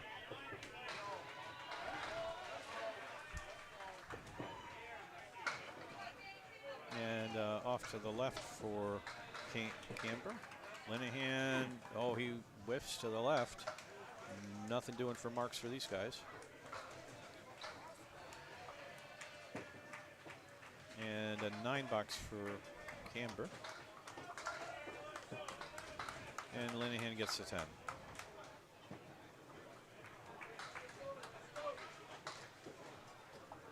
All bowlers are committed at this point, having gone past the halfway point. No more substitutions. Yep. We see where the match is going. There's big score lines, perhaps. We still have Dan Esdale possibly able to go 400 if he can keep the momentum going. Apart from that, just conserve your energy and look forward to the next match. We still have 4 round-robin matches after this one. This is being the 7th of 11. Thank heaven. All right. Rich Beveridge Jr., he's on the head pin and is rewarded with a split, the 2-4-7 and the 6-pin. Esdale with 119 after 6. He's on the 3-pin, leaves a 4 horseman, that's makeable. Beveridge has a 4-pin shot that's a little tougher. And trying to cut that 2-pin over to the 6, but just takes the 4. Esdale goes wide. All right, he's going to rein it in a little bit. Pick up a 10 here.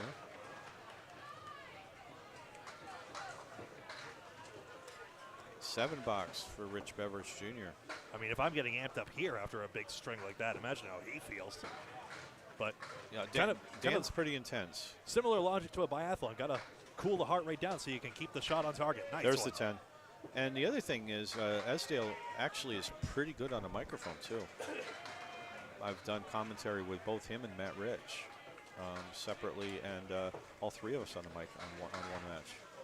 Yeah, culturally Atlantic Candlepin Singles Tour and streaming ever since the very beginning of the league with Frank DeLuca and Mike Machichi. Great to showcase the bowlers that way. We hope more bowlers upstate in points north will consider streaming their more of their bowling as well, because we'd love to get to know you a little bit better, especially if we can't always make the drive. Beveridge dropped 6, 1, 2, 4, 10, and Esdale just has a 7-pin to shoot at. And he's on it. You know, he's on his object, but it just didn't go.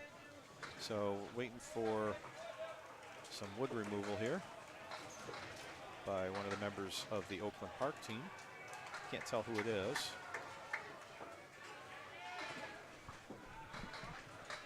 And good time for Paul with an update while we watch Dan Esdale shoot for a spare. Yeah. Let's wait for this box, and then we'll go turn it to you. Yep, Esdale needs a spare to get to 400 for this triple. He's at 129 after 7. Yeah, getting that 10 box is good towards that. And no spare, misses the 7-pin. And one more ball for Beveridge. And a 7 box, puts him at 78 after 8.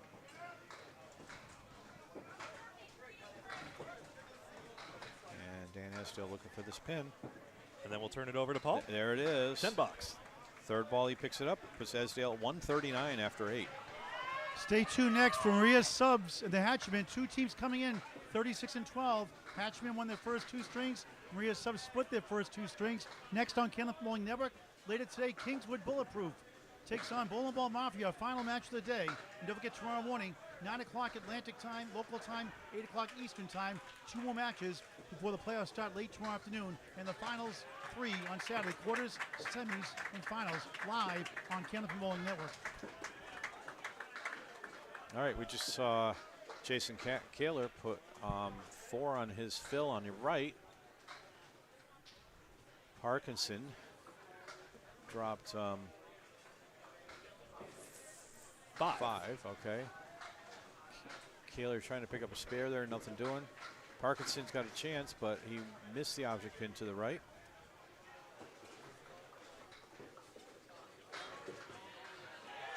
Nine box for Jason Kaler. 8 box for Chris Parkinson.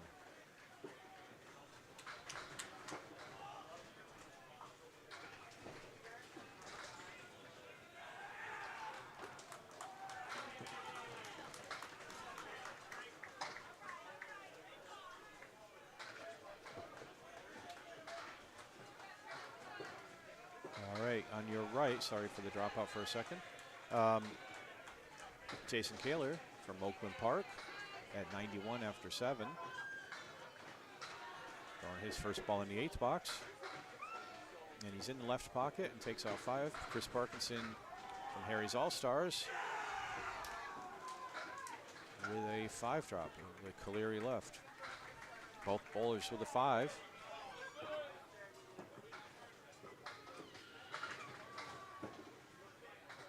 And Parkinson takes out the 4 horsemen and leaves up the 9-pin. Ready to run those down at least. Kaler with a 9 box. 3 stayed up. Parkinson looking for a 10. That puts Kaler at 100 at 8. Parkinson got it off the wood.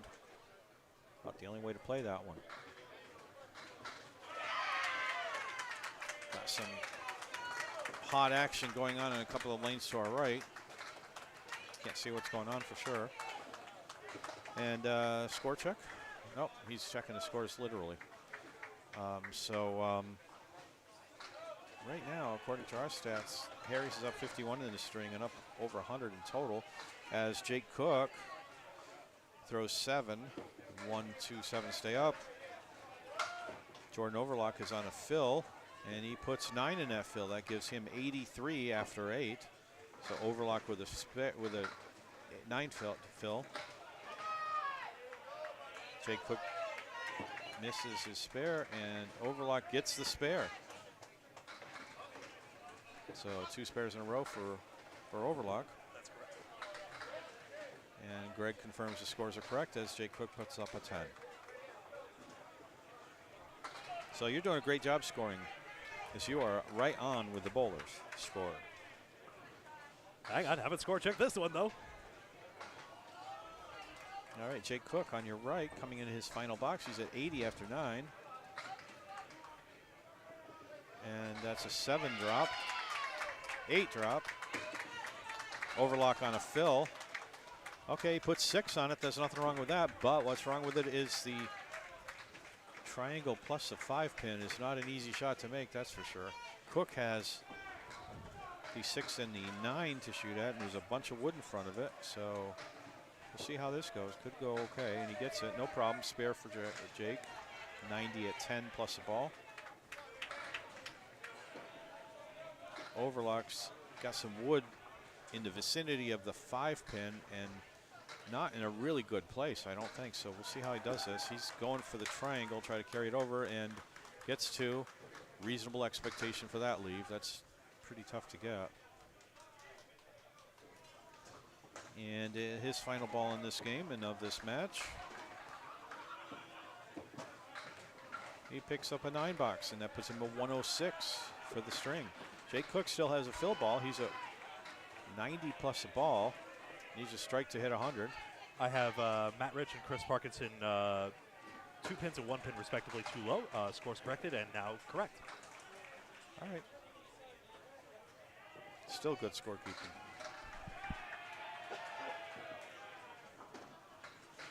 All right, Cook looking for a big fill.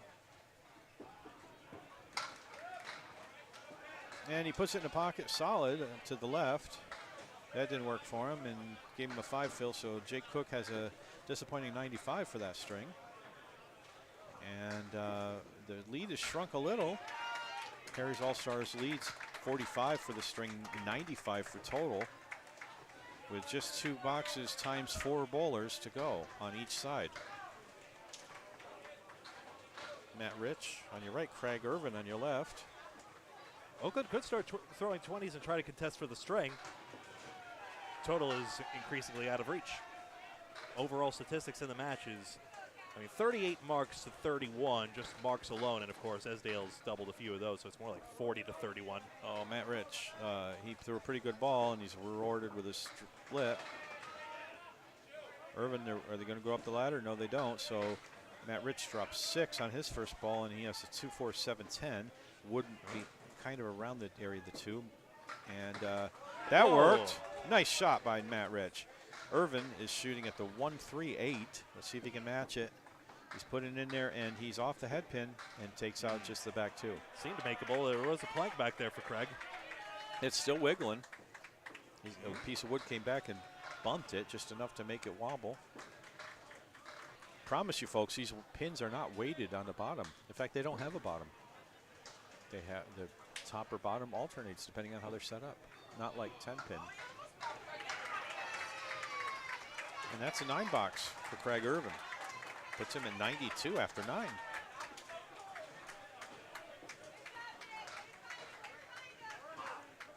Okay, Matt Rich is on a fill in box 10, and he's at 109 after 9 plus his fill ball. He'll be in the 130s with another spare.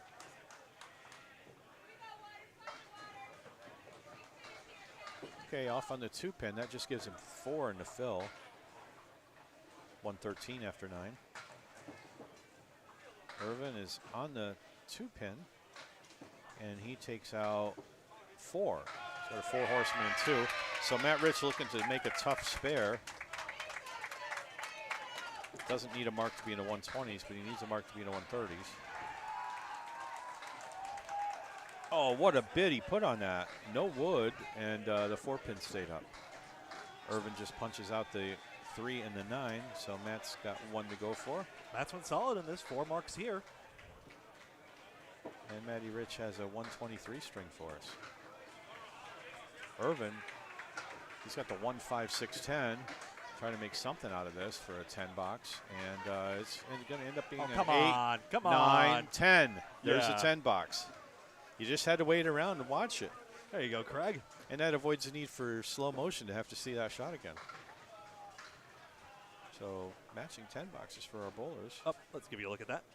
Craig Irvin. 123 for, go ahead, I'm sorry. Yep, Matt Rich 123, Craig Irvin 102. Don't mean to talk over you. Me neither.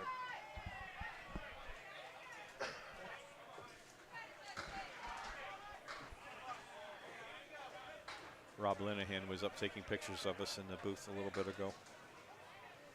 Great. He took some more. Is he going to do it out on the lanes? All right, Linehan with his first ball of box 8. Linehan's a fun guy. He's a character.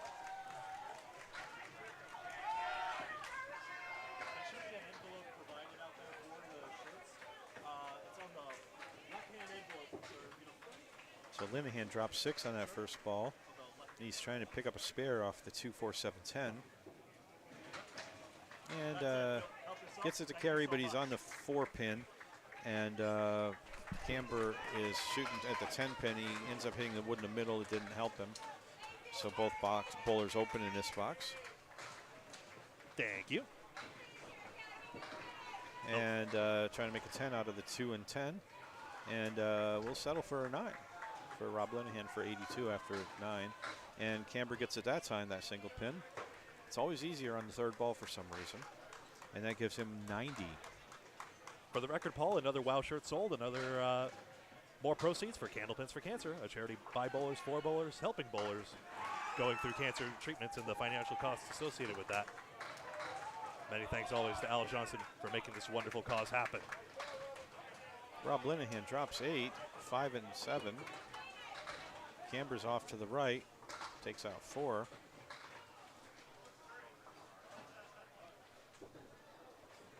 Linehan trying to spare that, and that wood's probably going to help. The 5 and the 7, and but you have to hit the 5, and he put that one off to the right. Nothing going from that. Camber was more on his object pin, but light, and it just kicked it around. So he still has a 5-pin cluster to pick up. And there goes for Linehan. He gets the 10, and an 8 box for DJ Camber from Oakland Park, and their final scores 92 and 98 for in favor of DJ Camber. So a couple of 90 strings for the Harry's All-Stars teams, not characteristic, but here comes the guy who's making the noise here, and that's Dan Esdale. Dan Esdale drops 5. Richard Beveridge Jr. has 7-8, not 7 and 8, a 7 that turned into an 8. Esdale shooting at a split. Good bid on that. He does need 1 mark to get to 400 for his triple. And Beveridge is trying to pick up, what is that, the 3 and the 6, and or 3 and a 4, and he gets it. Nicely done. Yeah, nice shot there. Esdale looking for a 10, gets a 9. 148 through 9. Okay, and Dan Esdale still needs a spare to hit 400 for the triple. Just an update. Bears Row Bowlerama has just upset A+ Accounting 6 points to 2 in the first match. Thank you. We'll have updated standings as soon as we are able to obtain it. We'll try to announce it on the air, and we'll try to post it on Candlepin Bowling Network on Facebook. And circulate it however else we can. All right, Dan Esdale coming in his 10th box. He's at 148 at 9. And if he gets a spare, he's got a shot for 400 here. Or a strike. Strike will work too. And he's going to have to pick up the split. I kind of like the wood, though. Esdale drops 6. 1, 2, 7, 9. And some wood between the 1 and the 2 that may be helpful here. He's going right for it. He's not going to think about it. And he said a bad word because he went to the right and just picked up 1 pin. So he'll be under 400. Not by much. He can pin out 394. Okay, Beveridge Junior. I'm sorry. I see Rich Beveridge Senior over here. Whoa. Oh, what a bid he put on that. That was a great shot. Esdale looking for a 10. And he gets a 9. So that's a 393 triple, right? Yeah. And some applause, hey. And I wasn't adding up, and Beveridge Jr. took that out of the channel, so Yep. $9. So, wrap it up, Greg. Current Let's see. Match statistics as we go into the final pair of boxes is 39 marks to 32. 28 pins was the pinning advantage overall in the match. It was just marks aplenty for Harry's All-Stars. All right. And they were a bit underwater there, so this 8-0 is going to be big. So here comes Chris Parkinson on our right on his 9th box. He's at 86 after 8. Jason Kaler on the left with 100 after 8. Parkinson misses a spare attempt. Good bid on this half Worcester, but gets another split. 4, 7, 6, 10. Parkinson with a 10 box. Kaler with an 8 box. 108 for Kaler. 96 for Chris Parkinson at 9.